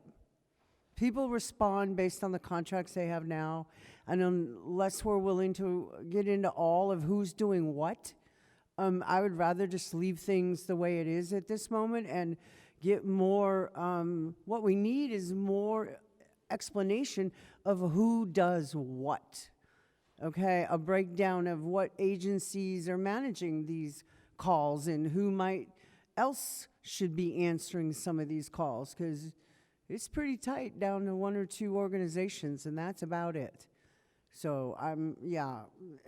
And some of I've just got to ask you guys, for me and maybe some of us who are what I'm going to call sight impaired, okay, this squishing everything together in one block is amazingly intense to try to read and make comment on. So if we can enlarge the font, split up the paragraphs, and make it so that if the public's going to read it, let's make it adjustable to all of us who may not be able to do this.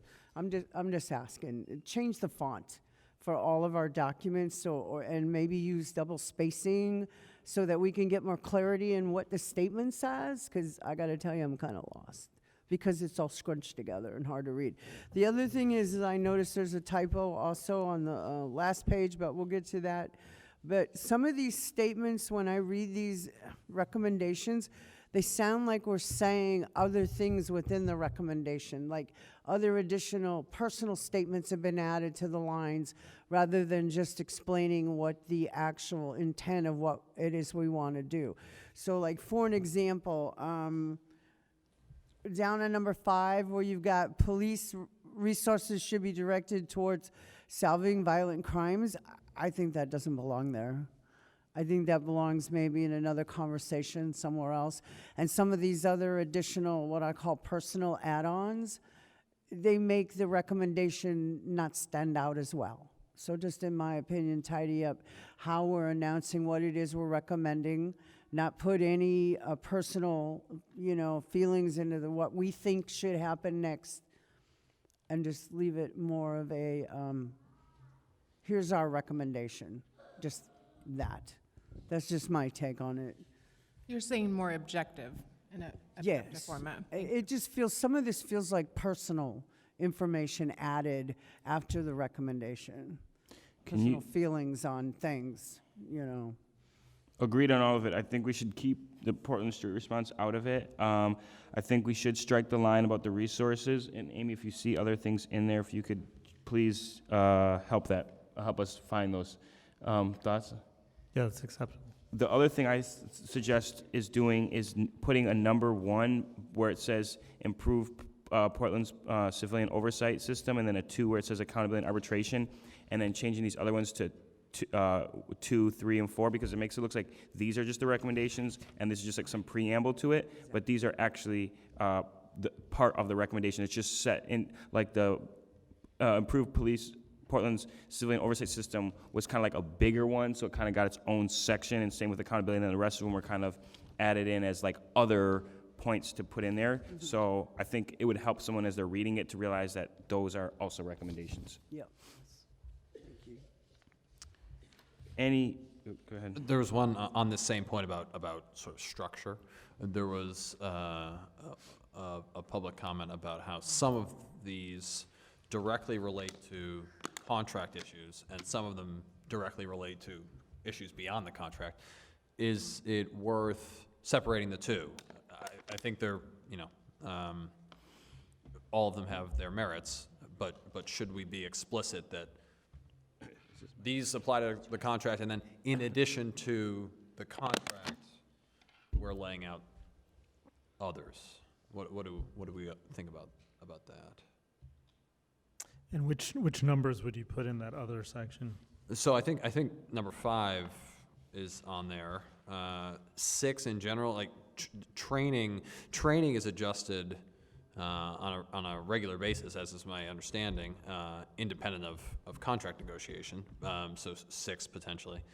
I do think secondary employment has to be in there. The transparency in data is, I think that the city is capable of deciding on its own to provide reports independent of the contract, but again, I guess I would want confirmation on that. I guess it's that handful, those Yeah. three. Could we ask the city representatives here why the investigative reports called for by the city auditor has not been provided thus far? Or just ask, is it due to the contract, or is it some other reason independent of the contract?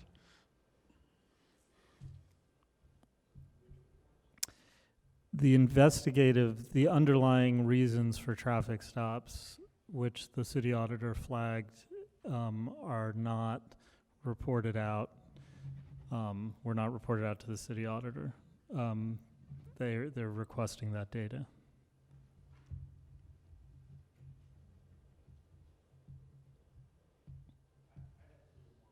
Okay.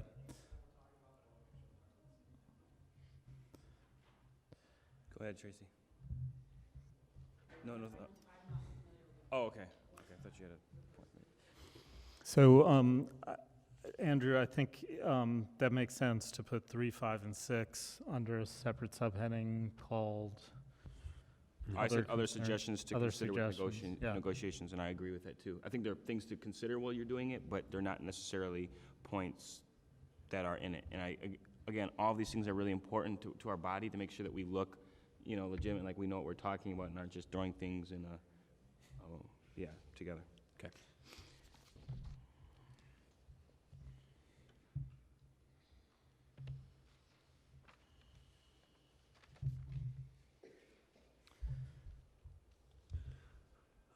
Just another typo on the following page, when in the second box on the right, which disproportionately affects people with mental illness in Portland, we're just missing an H.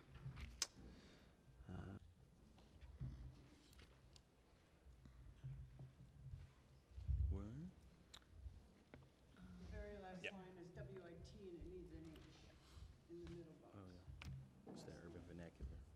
Wit.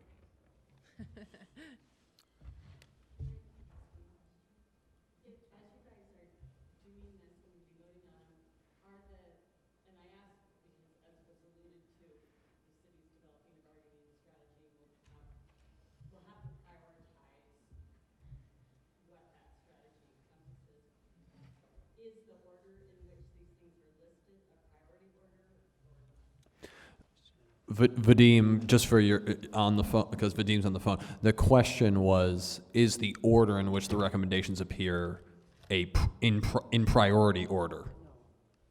No, I don't believe that was the intention.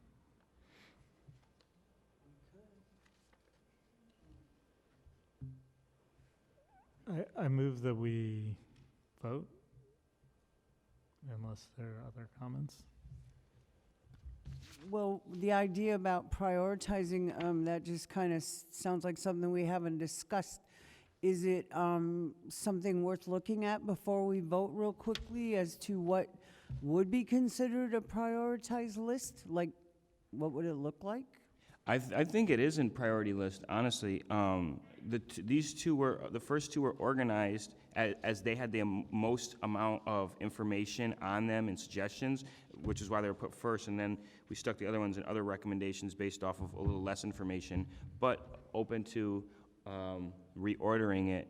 But in my opinion, I think improving the oversight system and accountability and arbitration would be right under my top of the list, but I'm open to other ideas. Yeah, no, that makes sense. There is an implied order here. So maybe we add a sentence to say these are in order of importance.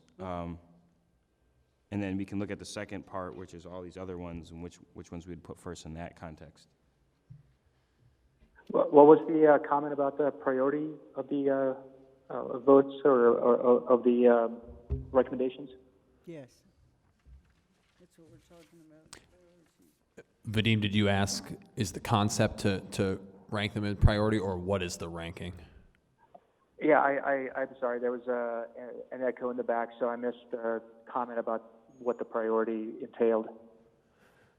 Sure. So right now, the question was, did we put them in priority order? The answer was not intentionally.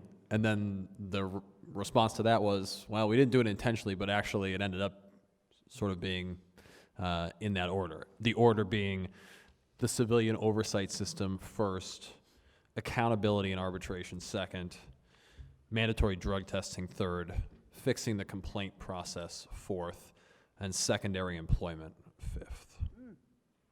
Okay, thanks for clarifying. So thoughts on orders, any different orders, things we want to do to that? I like the order that Andrew suggested, and then in the other issues, I would put 5, 6, and then 3 in that order. Yeah, and I agree with that. I think that the ordering on the remainder are less important just because those are not subject to collective bargaining Sure. the same way. You know, we can say that they're all priority. Priority A, A1, A2, A3. There you go. But otherwise, if we're trying to give the city some sort of direction as to how they should triage, you know, if we truly feel like we've done that, then fair enough. I have one quick question. On the subject of the mandatory drug testing, what is the policy now around that subject? As far as incidences go, do they do any testing to see if anyone has either worked too many hours or, drank too much caffeine or had too many Monsters? I'm just curious. Drank some alcohol, what is the current process for officers that are involved in Dan or PPP, an can you event? speak to that?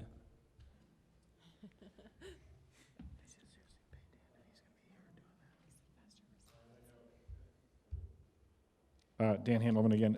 As far as I know, there is no process at all for officers who are being investigated. There's a random drug testing that's provided for in section 22.5.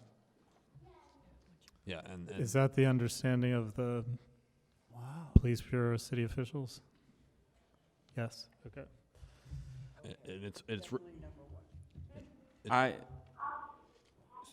Something else with Vadim trying to chime in here. Vadim, were you trying to say something? No, I was not. Okay.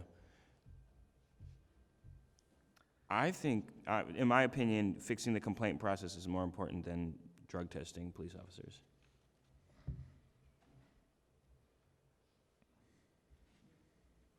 I'm also not sure about, I don't even know the data on police officers and drugs. I have not heard of that being an issue.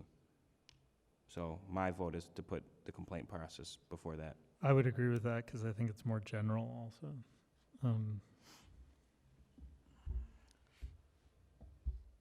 So. Yeah. Well put. There's no data because they're not tracking it. That's a whole nother thing. So, as it stands, we have fixing the complaint process would be number 2 or number 1, and then we have the drug testing or secondary employment. I'm sorry, the first 2 are the civilian oversight Yes. system, accountability and arbitration, then the others. Then fixing the complaint process, okay? So what's going to go as number 4? We have either secondary employment or drug testing. Britt? Drug testing is what I would put. Amy? I think it's really important to find out what state an individual's in when they're handling these situations, and if the subject has never been discussed, that to me is a red flag. I'm sorry, but that's a red flag. That there's no process for determining a state of one's mental condition at the time of this kind of thing. So I'm definitely going to put drug testing over complaint process. Sorry. Vadim? Any thoughts? Yeah, I would agree with what was just said about the drug use over the complaint process. The complaint process for me, I just don't know enough about that. It seems that in order to answer a complaint, you might have to know who's filing it, but nonetheless, regardless of that, I agree with that last comment that was made by whoever made it. Andrew? Yeah, I agreed. Drug testing? Yep. Okay. Britt, you said complaint. I said complaint. I didn't say complaint. Oh, so I would put drug testing first. okay, so that's gonna go, before the complaint process. Drug testing, complaint, and then second. There you go. Okay. I said complaint process, Elliot. I'm fine with going with what seems to Okay. be the consensus. Looks like we're gonna go with drug testing and, I'm same. okay. So it's gonna be, 1 is, oversight, 2 is accountability, 3 is drug testing, 4 is gonna be, we have either, complaint process or transparency in data. Complaint process or employment, secondary employment.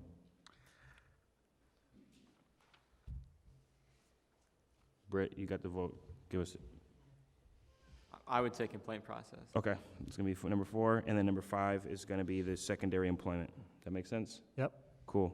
That basically concludes the recommendations for it. I think we should move on. All right.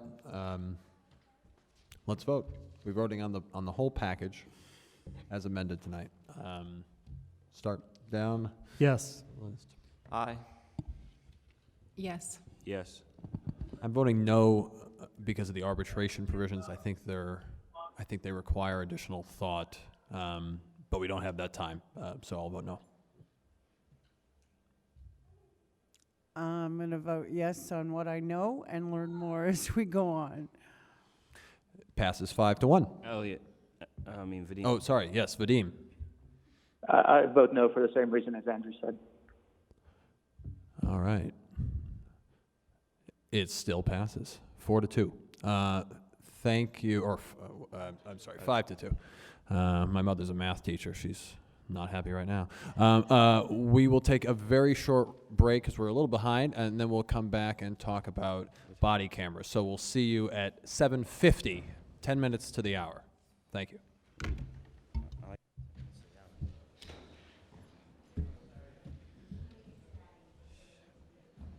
Well done, y'all. A lot of good discussion and challenging pieces.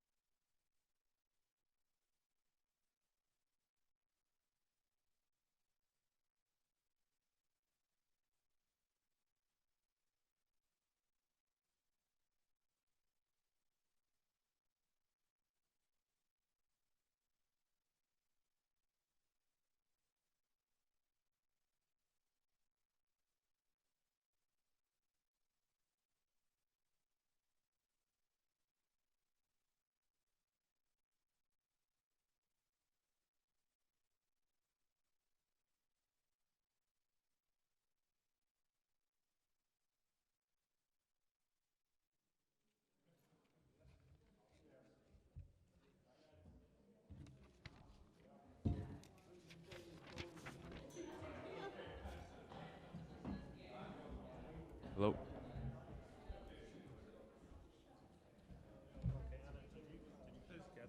all those changes? I have most of them. I think we'll have to just compare notes and try and put them together. I have it on a Google Doc with the most up-to-date So thing. Claudia was she typing as? I don't think so. Yeah, I think she's a little nervous like having the whole thing in front of her up on the screen.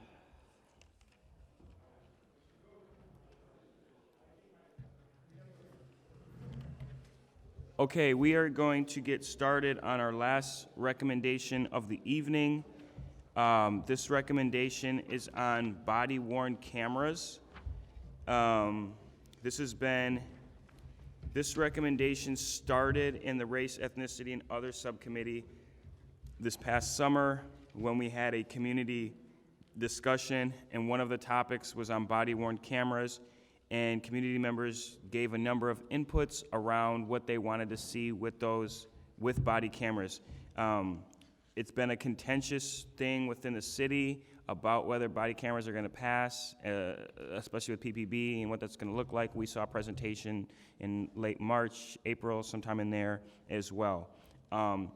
This recommendation is strictly about giving the PPB in the city recommendations about what the community wants to see. This is not an endorsement of body cameras. We leave that decision about ultimately making the decision to use body cameras up to the city. And we can't endorse it in the first place because we haven't seen a product of what it looks like. And that would, I know would greatly influence whether PCCEP would endorse it. And we don't want to get into that with this recommendation. We simply want to share with the city the concerns of the community. So that's kind of the background on it. I'll just read through, under the explanation, the different points we put up there. I added a couple. I've had a number of conversations with individuals, both within PPB and community members since. So I'll offer my recommendations. We'll take others, any suggestions from PCCEP members. Then we'll move to community and go from there. So here are the number of recommendations. So it says, according to feedback from the community, here are PCCEP's recommendations if the Portland Police Bureau decides to implement a body camera pilot project or issue body cameras as a standard tool for all its officers. Number one, body cameras can increase trust if implemented properly. Transparency around the project and its implementation will be the deciding factor in whether the community sees body cameras as useful or not. Two, PPB should be transparent in how officers for the pilot project are selected.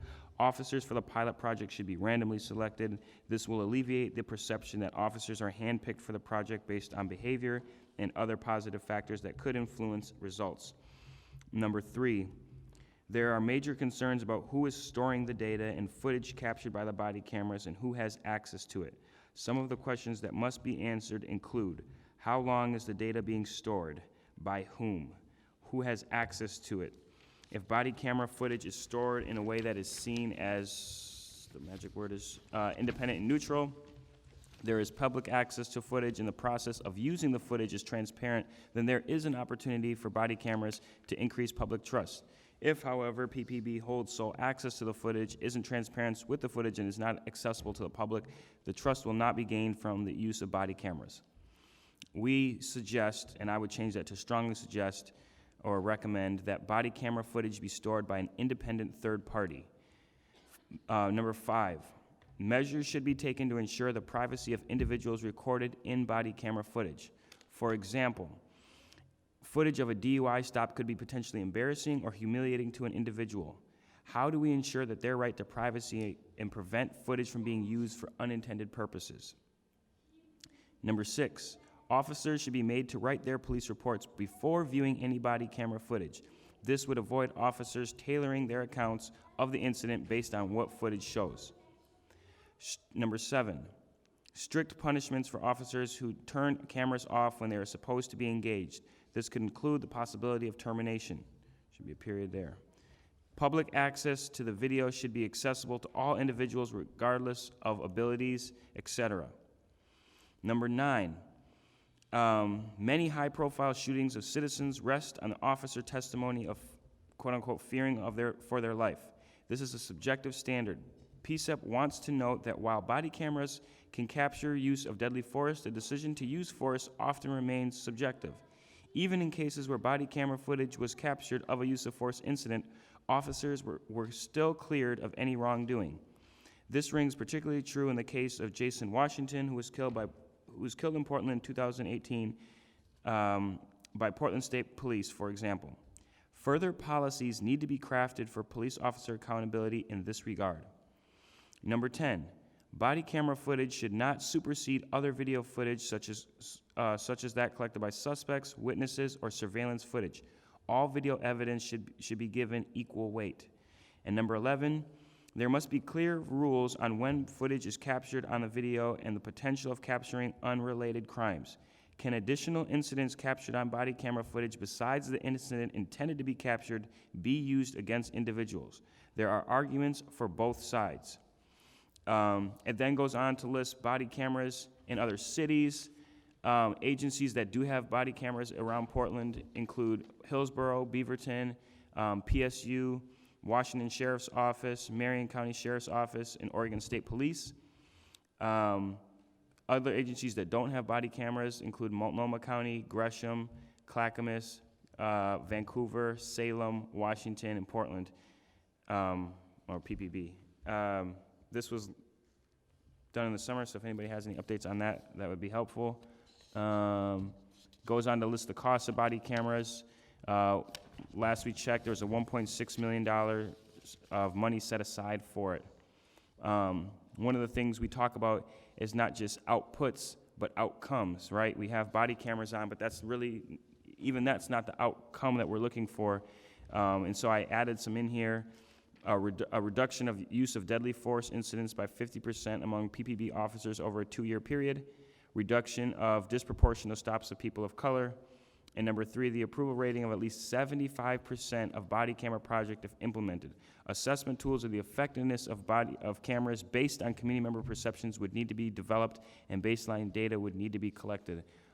Just a really big proponent of when we put policies and projects into place that we're measuring them. We're not just throwing them out there and just saying, you know, it sounds like people like them or they don't like them. We want to use data and facts to drive our results. How were marginalized and underrepresented communities engaged in this? So the recommendation was developed from community discussion on the race, ethnicity, and other subcommittee over the summer that I mentioned, and also from other groups that we talked to, including Black Male Achievement, Word is Bond, Rosemary Anderson High School, and Vancouver First Avenue Baptist Church. That is a general introduction. I'm going to open it up. Looks like Britt has the first thought. Just a quick question, actually, maybe I missed you saying this. What were these numbers based off here under the intended outcomes, the 75%, for example? Was that just a number that the... It's just an arbitrary number I threw in there, open to suggestions on it. And I was also thinking about that with the first one with the 50% among officers over a 2-year period. Again, it's kind of arbitrary and would be open to thoughts on that. Yeah, I mean, those are like weighty benchmarks, so maybe I feel like it should be informed by something. Sure. At the same time, I see where you're going for. I don't know what the answer is to that.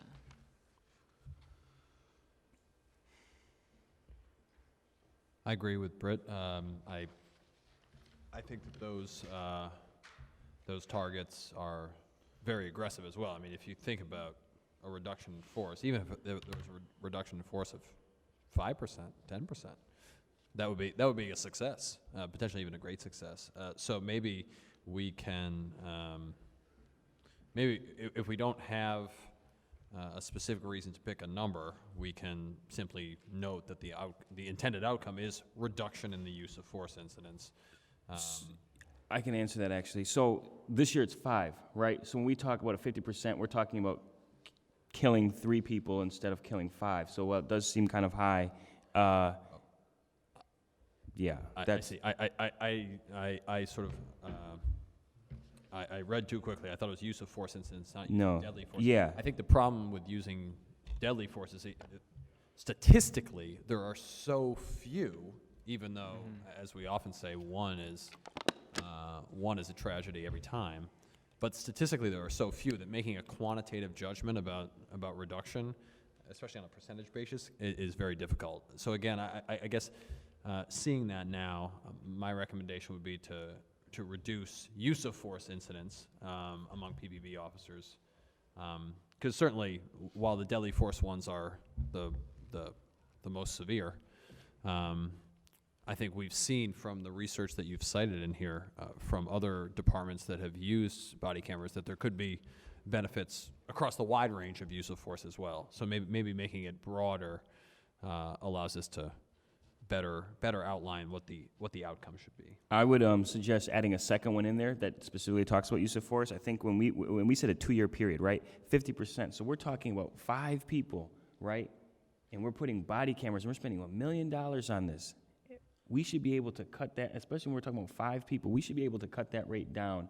And if we can't cut that rate down by half and we can't get down to 3 instead of 5, I feel like we've wasted our time on a project. Well, I would just note that there's research that's been done in other cities about body cameras, and that suggests that there is actually no reduction in use of force when you have body cameras, which is why I think we're agnostic on the question of body cameras. So given that research, it would be nice to expect reduction in use of force, but I wouldn't hold your breath.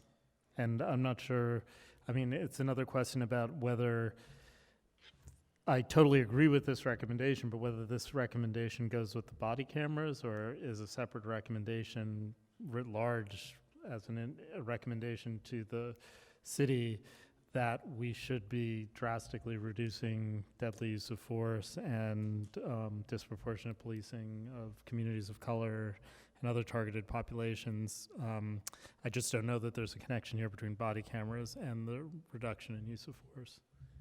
And I think the reason I put that in there was because there is that correlation of that perception, like that this is going to cut down on that, so I put it in there. Going to open up to other questions.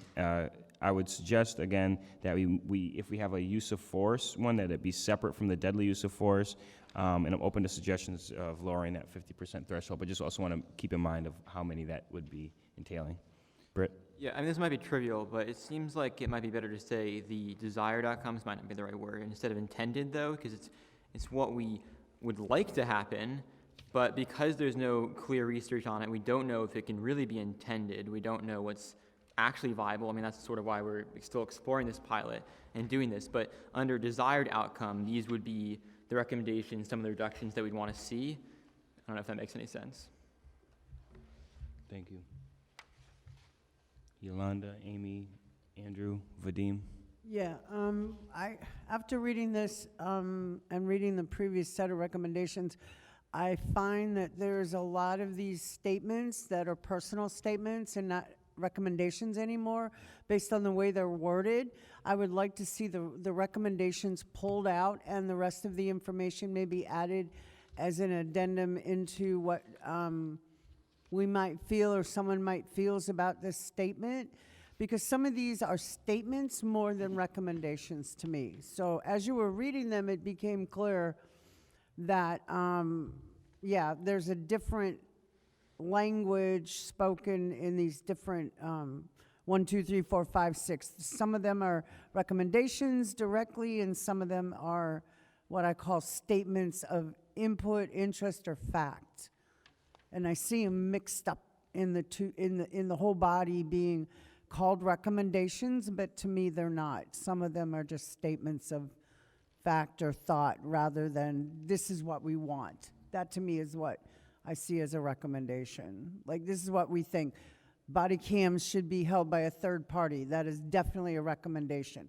Body cams should be this. That's a recommendation. But when you kind of go into, there are major concerns about who's storing it, why, how, that to me is what I call on the personal insight level rather than a recommendation level, if that makes any sense. Yeah. That's how I'm reading it. It no longer becomes a direct statement of need or want. It becomes thought or idea or this is what I think about it. Does that make sense? 100%. Andrew, were you going to say something? Amy, we're speaking the same language, which is good news for me anyway. So a couple of them specifically. I think number 9 isn't really about body cameras. It's about accountability for police officers. Right. Agreed. Standard use. So I would scratch 9 completely. On number 5. I think measures should be taken to ensure the privacy of individuals recorded in the body camera footage. That first sentence, I think we should keep. Yes. I think you should cut the next 2 sentences. Yes. If we do want to include an example, I would include an example not of a person who is accused of a crime, but a person who is caught on video who may actually be the victim. So one of the situations that is most commonly raised in this context with body cameras are survivors of domestic violence. So someone is reporting domestic violence to the police. They come to the door and they see the victim. The victim is on camera. There's a whole host of concerns there. But I don't think we need an example. I think your first statement there is plenty. And similarly, as Amy noted, with number 6, first line, I think makes sense. The second line, I don't think is necessary. So I totally agree with all of that. And then again, I would just reiterate that the outcomes. I don't think that body cameras, and you say this in here, body cameras are not something that should be seen or expected to be a panacea for decades of entrenched problems in our community and in our law enforcement. They are a tool to reduce use of force and potentially have a series of other quality impacts in terms of service delivery. So I'm just worried about laying out outcomes that are not consistent with what we can actually anticipate from body cameras, and therefore we're sort of setting ourselves and, more importantly, the community up for disappointment with regard to the camera pilot. Thank you for those. Elliot, And if I can add yes, sir. Go ahead. So with respect to the statistics, I kind of have a similar argument about the use of deadly force incidents.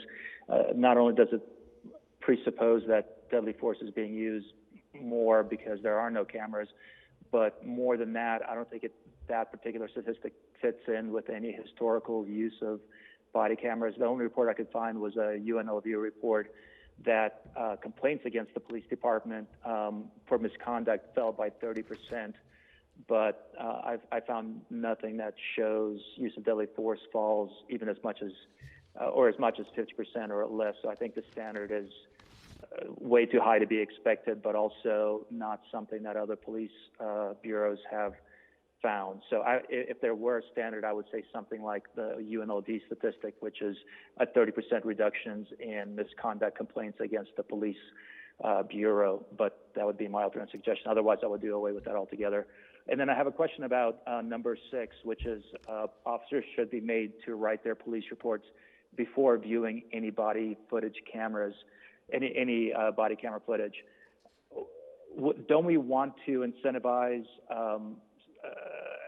accuracy and consistency in these reports? I'm trying to figure out a scenario where looking at what the video was, or even of other officers' videos of an incident, would not make for a better report as opposed to somehow making the report worse. What is the rationale behind number 6? Yeah, because there's once you look at a video footage, you're able to change your account, fix holes in it. I mean, there's a lack of accountability. And if I'm asking you to write something about what happened, but you're telling me, well, let me look at the video and then I'll tell you what I saw. There's a huge room for error or manipulation. So in response to Vadim, so the study you're referring to is the Rialto study in 2012, which only looked at 64 officers, but there's much more recent data from Washington that was the largest study over, I think, an 18-month period that had 2,000 officers. And that study showed absolutely no difference between use of force incidents or complaints of people with body cameras and officers without body cameras. So I think the most robust research to date suggests that body cameras will have absolutely no effect. So I'm agreeing with you in terms of I don't think we should be making any recommendations in terms of what the impact will be, because I don't think there will be any impact. And I can go with that as well. I was just briefly scanning the reports, and if there's a newer one, that makes more sense. And again, for number 6, I understand where we want to make sure that people aren't tailoring their, perhaps statements based on what the recording shows, but you would think the recording would be the most honest evaluation of an incident, and if it helps with recollections, which we all know deteriorate with time and with stress and all that sort of thing, I think we want the most, honest recollection of what happened, which sometimes is based on a video footage as opposed to just someone's recollection after 24 hours, 48 hours have passed. Yeah, and it still would be available. It just wouldn't be available to help you write your report. It's not an open book test. You gotta give your thing, and then yeah. Yeah. I agree with Lacayana on that point about that officers shouldn't be allowed to tailor their statements based upon what footage does or doesn't show. Their statements should come based on their eyewitness account of what they witnessed, and then the footage should bear out the same thing as they saw, and if it doesn't, then it would be concerning. Yeah. Other thoughts, suggestions? I would just add that part of the reason why this is, coming forward as a recommendation is, for those of you that may not have been here, but Portland Police had a representative that came to our meeting and presented about this. So this is our, committee providing, how we feel about it. So, thank you. Okay. So what I've done and what I asked Amy to support me with was separating this into recommendations and then suggestions to help guide the recommendation. I don't know, so I started a number of them and then I circled them, but I'm going to start with you, Amy, if you just want to say which numbers you feel fit under the category of recommendations, and then which ones you would put under what we would call considerations. Yeah, I was just going to clarify. The first time you said suggestions, they're more like concerns or considerations that support the recommendation. Concerns, and we'll call it concerns and considerations to support the recommendation, kind of like we did it with the last recommendation, where we had like a separate section that kind of helped inform it. Perfect. So, Amy, if you want to start us off with that. Yeah, my first one would be number 2, would be like the start would be number 1. PPB should be transparent on how, or in, that one, okay. Should be transparent for, on officers for the pilot. Wow. That one, number 2, okay? Got it. Is the first one, and then,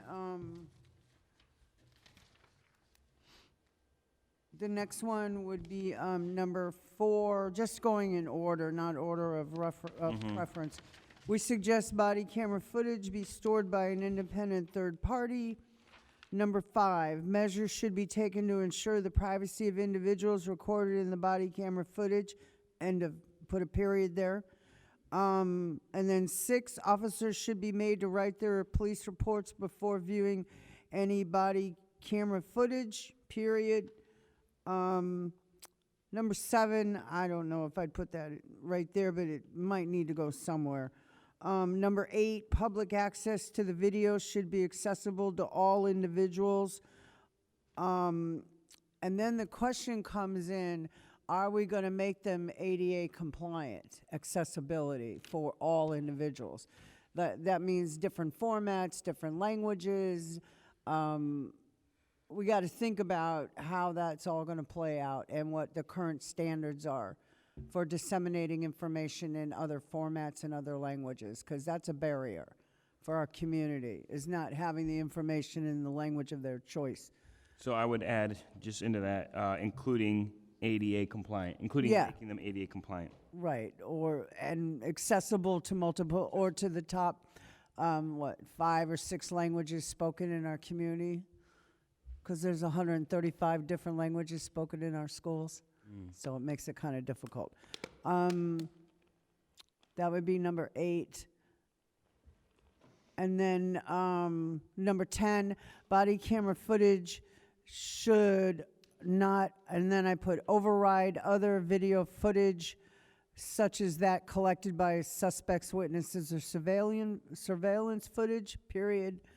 And then 11, there must be clear rules on what footage is captured on the video and a potential of capturing footage of unrelated crimes. And then those, to me, read as recommendations. But then down below it says, where it says, United States, including law enforcement agencies in Oregon and Multnomah County. And then on the very next page, it says Multnomah County doesn't have body cams. So I'm like, what? On one page it says it does, and on the other page it says it doesn't. So one's talking about Oregon as a state, and one's talking about Multnomah County as like agencies that operate within Multnomah County. And then it says Multnomah County Sheriff's Office. Oh, I see what you're saying. Yeah, I'm not. Yeah. Body cams have been implemented in major cities and small towns across the United States, see it. including law enforcement agencies in Oregon and Multnomah County. The results are mixed. And then on the Yeah, I very see it. next page, local agencies without body cameras. Yep. Just a little caught my eye. I'm like, oh. So for me, those are just my take on what I read these as recommendations, but others can input too. So It's what we just have my down is, and thank you for that, 2, 4, 5, 6, 7, 8, and 11 as recommendations, and then considerations would be 1, 5, 9, and 10. Is there any disagreement, thoughts, suggestions on changing parts to either group? I think 9 should be eliminated from this. Okay, entirely. yeah, I thought we 9 should be what? Eliminated it, from this number entirely. 9 I don't entirely. think it's actually, it's like, it's a statement about the legal standard for Right. use of force, largely independent of body cameras. And I don't think I just don't think this is the right place for it. The idea behind it is that body cameras in and of themselves aren't enough, and it's to just acknowledge that, you know, it's not like, because you got a lot of people that think like as soon as we implement body cameras that we're just going to be good. Like that's all the police departments are missing, and there's been video footage for a very long time that has been out there that's been captured by folks that has not led to it, and so it's almost like acknowledging that fact.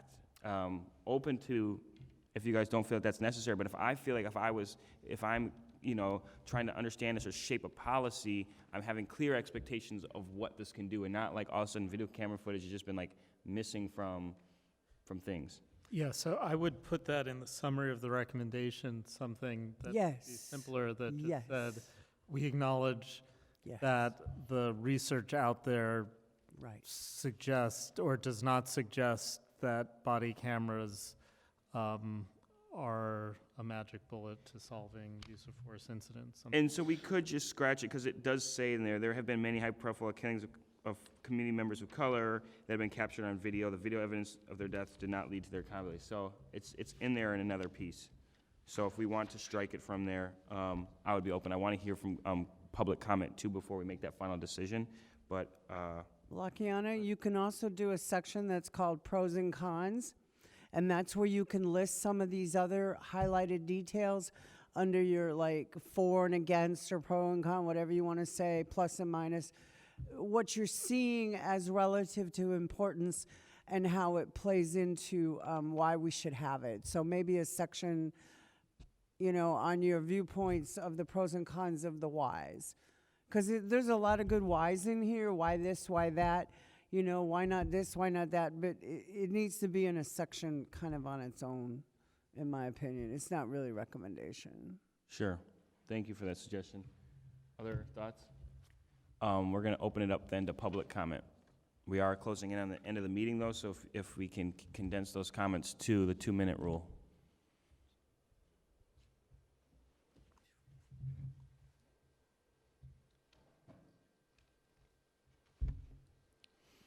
Brad Thomas, community member.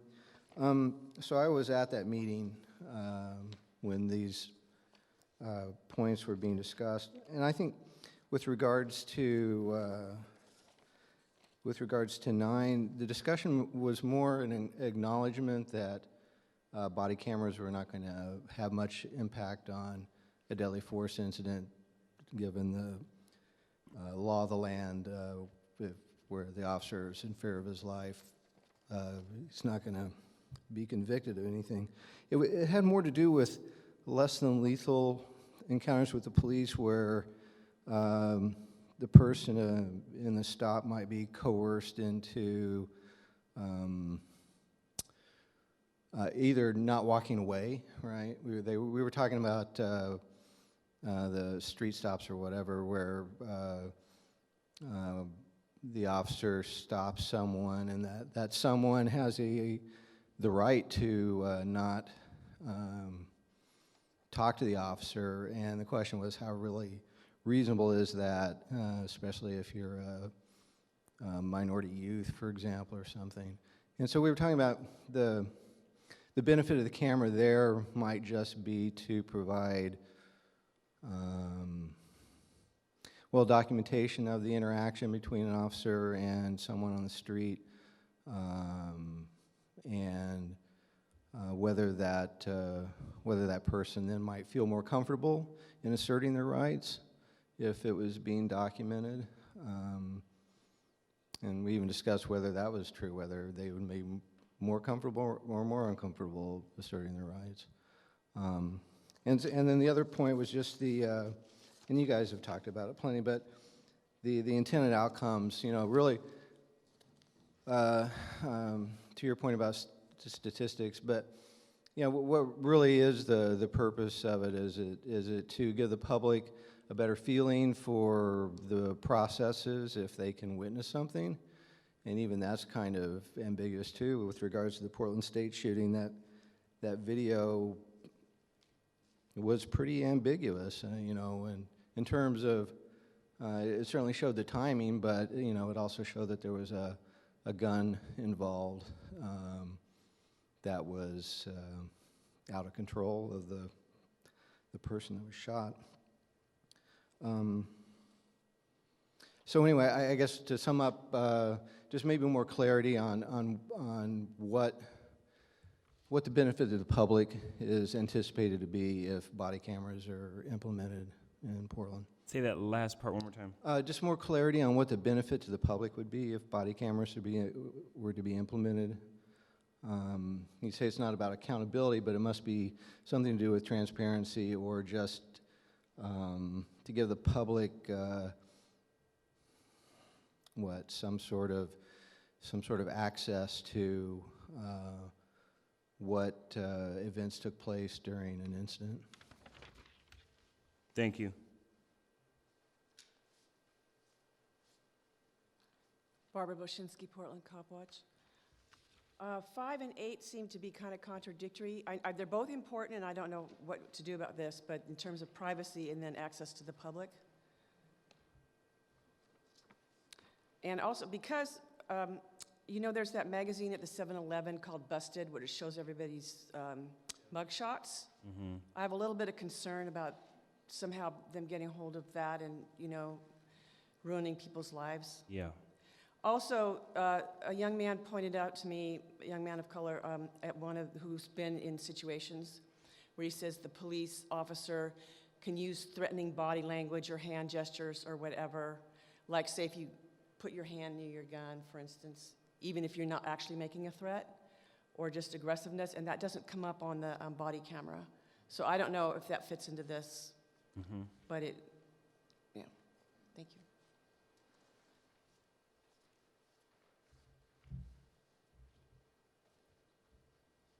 Dan Handelman, Portland Cop Watch.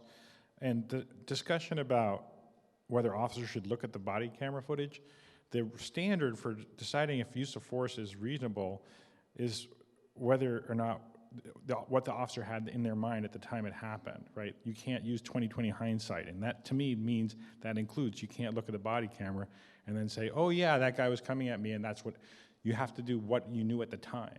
So it's I think that's a very important recommendation. Having the outcomes at all in this document kind of implies endorsement, even though you're saying you're not endorsing them. So I think you should probably just cut that section and say we want to be part of any discussion if you implement these about what the outcome should be. And then that way you don't have to have discussion about what the outcome should be. At least not now. I also compared these to the recommendations we handed you when the discussion was happening, whenever it was this spring. And the two that stuck out that I'd like you to consider putting in, I know you don't have a lot of time. Police must inform community members they are being recorded, informing them of their right to remain silent, the right not to make incriminating statements, and the right to walk away. That kind of goes back to what was said here a second ago. Was that already in there, or did you? No, this is one of the ones I'm suggesting that you should State add. that again and where you want that, just so I can make sure to. Well, it's in the recommendations. Police must inform community members they're being recorded. This is in the recommendations we made about body cameras some time ago. So, If you can send it to me, but if you can read it one more time, and I'll just. Police must inform community members they're being recorded, inform them of their rights to remain silent, the right to not to make incriminating statements, and the right to walk away if applicable. Okay? So that's one thing. And the other is the police cannot use footage to gather data on people's lawful activity in violation of state law. And I cite the state law, which has actually changed since we wrote this. Just for the record, you were making discussion about 5 shootings this year. There have been 6 shootings. Anita Ruiz was shot at but not hit. And every time the police officers point or discharge their weapon, I would argue, but at least if they discharge them, that's the use of deadly force. We have recently, I don't know if you saw this, published a visual representation of 208 officers since 1992 who have used deadly force. This is the page with the 1 officers who have been involved in 1 incident of deadly force, 26 officers who were involved in 2 incidents, and 3 officers who have been involved in 3 incidents of deadly force. It's up on our website if you want to check it out. But there are 3 officers on our police bureau who have used deadly force 3 times, and they are still on our police bureau. I guess that's it. Thank you. Just for the record, I'm adding that last piece that Dan said about walking away. I'm calling it the Dan Handelman clause, and I'm just going to add that in there. I'm going to go back through the changes that were made, suggestions, and then we'll take a vote on it. Overall, we are going to split the recommendation explanation part into 2 sections, one of recommendations and one of considerations, and that for recommendations that includes points 2, 4, 5, 6, 7, 8, and 11. That's 2, 4, 5, 6, 7, 8, and 11. And then under considerations, it would be 1, 5, 9 is going to be scratched out completely. There's already a lot of language in there that already says it. And then, so it'll be 1, 5, and 10. So, say it again? Oh, yeah, we do have 5 twice. 5 is going to be under consideration, so it's 2, 4, 6, 7, 8, and 11, and then 1, 5, and 10. Going back to that first page, and then number 12 is also going to be in there, and that's the Dan Handelman clause about letting people know of their rights if they're being recorded or their ability to walk away in that discussion. Lakiana, we should make that number 5, what he said, because it says measures should be taken to ensure the privacy of individuals. I think what he said would fit better along with that. in the number 5, in the paragraph. Well, that's 5? different. That is saying you can walk away or knowing your rights in it. But this is saying like, and I wanted to make a point on that. I can come back to it. But like, if there's somebody who's having a domestic violence situation, an act involving a minor, or maybe even a sexual assault, that we have to take steps to monitor their privacy. What Dan was talking about is if I'm about to be recorded, what are my rights in that situation? Oh, okay, okay. Yeah. I took them both as a privacy thing, but that's. They are, but they're that's different. good. We keep them separate. I'm good. Could I ask a question? Well, Andrew was going to go, and then you'll have. I don't think that we have to reinforce existing state law or constitutional law in this recommendation. I don't see why we would have to lay out, say, a Miranda-style warning about the right to remain silent unless the situation called for a Miranda warning in which they needed to lay out the right to remain silent. That right is not triggered by the video. It's triggered by other things. And so I recognize that is an extremely important right. But I think it's beyond what we're trying to get at here. Just one point of clarification, if you turn the video camera on, it might, right, now I'm recording what you're saying versus if I'm just having a conversation where nothing's being recorded, you would probably want to tell somebody that your stuff is now on video, which does dramatically change the dynamics of the conversation. Right, like if I'm just talking to you one-on-one, I might not have to tell you your rights, but if all of a sudden I have a video of you now on it, I might want to remind you that anything you say now potentially could be used against you. But anything you said could be used without the video. That's the trigger is not the video. So I guess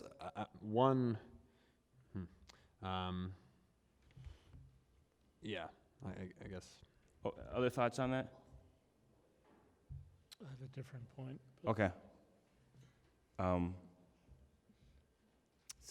We'll go ahead with yours and then we'll come back. So someone raised the question of the contradiction and between 5, the privacy concerns and public access to the video. The way that 8 is written is that all of these videos are accessible to everybody, which seems like a terrible idea for a million different reasons. So I think it needs to be defined in cases where there is a contested interaction or something that limits it, because what we don't want is live feeds of police interactions with the public posted on the internet constantly. Like, that would be terrible. Oh, that would make some interesting Facebook posts. The thing is not accessibility to having access to the videos. It's to like whatever is accessible based on people's abilities. Yeah. Judith.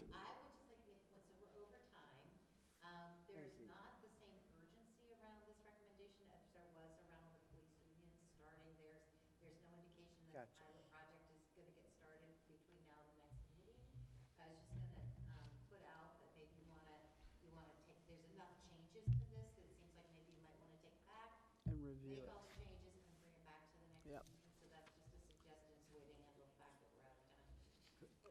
I would actually argue that we're close to it, but I'm open to the suggestions of the rest of the group. I think we could take a vote in the next few minutes, but open to other suggestions. If it's not a high priority at the moment, I would rather it look good, read good, and be good than to spit it out now. Sorry. I think we should go over it together as a group, because a lot of the people aren't here that we want input from, right? Right, but that does go with the other recommendations that we passed. Go ahead, Brad. So other points that we talked about in that meeting were how long video would be maintained. Does it age out at some point? And also, is it subject to Freedom of Information Act? Would anyone be able to petition to get a hold of any video, whether they were involved or not? And I think that kind of goes back to the retention of it. Mm-hmm. If you're legally obligated to retain it, then what are your obligations to make it available to people for whatever reason? Yeah, we did address the how long the video footage is stored. We just asked that question. The other one I'm not sure about. Okay, but what I do want to get to is, do we want to vote on this tonight, or do we want to table it? And we'll just go right down the list, starting with Elliot. I could go either way. Well, you need a decision. Okay, table it. Vote on the table. Vote on it. Vote on it? I think community still has some more questions, so I'll say table it. Okay, I'll go with vote on it. Andrew? Table, or continue the conversation, I should say. Yeah, I want to continue reviewing it to table it. Vadim? Continue as well. I have a few more points to add at any point in time. I'd like to hear some other people comment on a lot of these issues as well. Sure. So what we're going to do is we're going to table it to our next meeting. I'll send out some updates. Just to summarize what we've done tonight, we passed a PCCEP statement on Coben Henriksen to a 6-0 vote. The police union contract recommendation passed with a 5-2 vote, and the body-worn cameras recommendation is tabled to the January meeting. Do we have the location of that? Okay, so we'll get that out to you before the next week or so, or as soon as that is available. I want to thank everybody for coming, for staying a little extra tonight, for the community members that were here, and have a happy holiday, and we'll see you in the next decade. Thanks, everybody. Okay, thanks everybody. Bye-bye. Thanks, Vadim.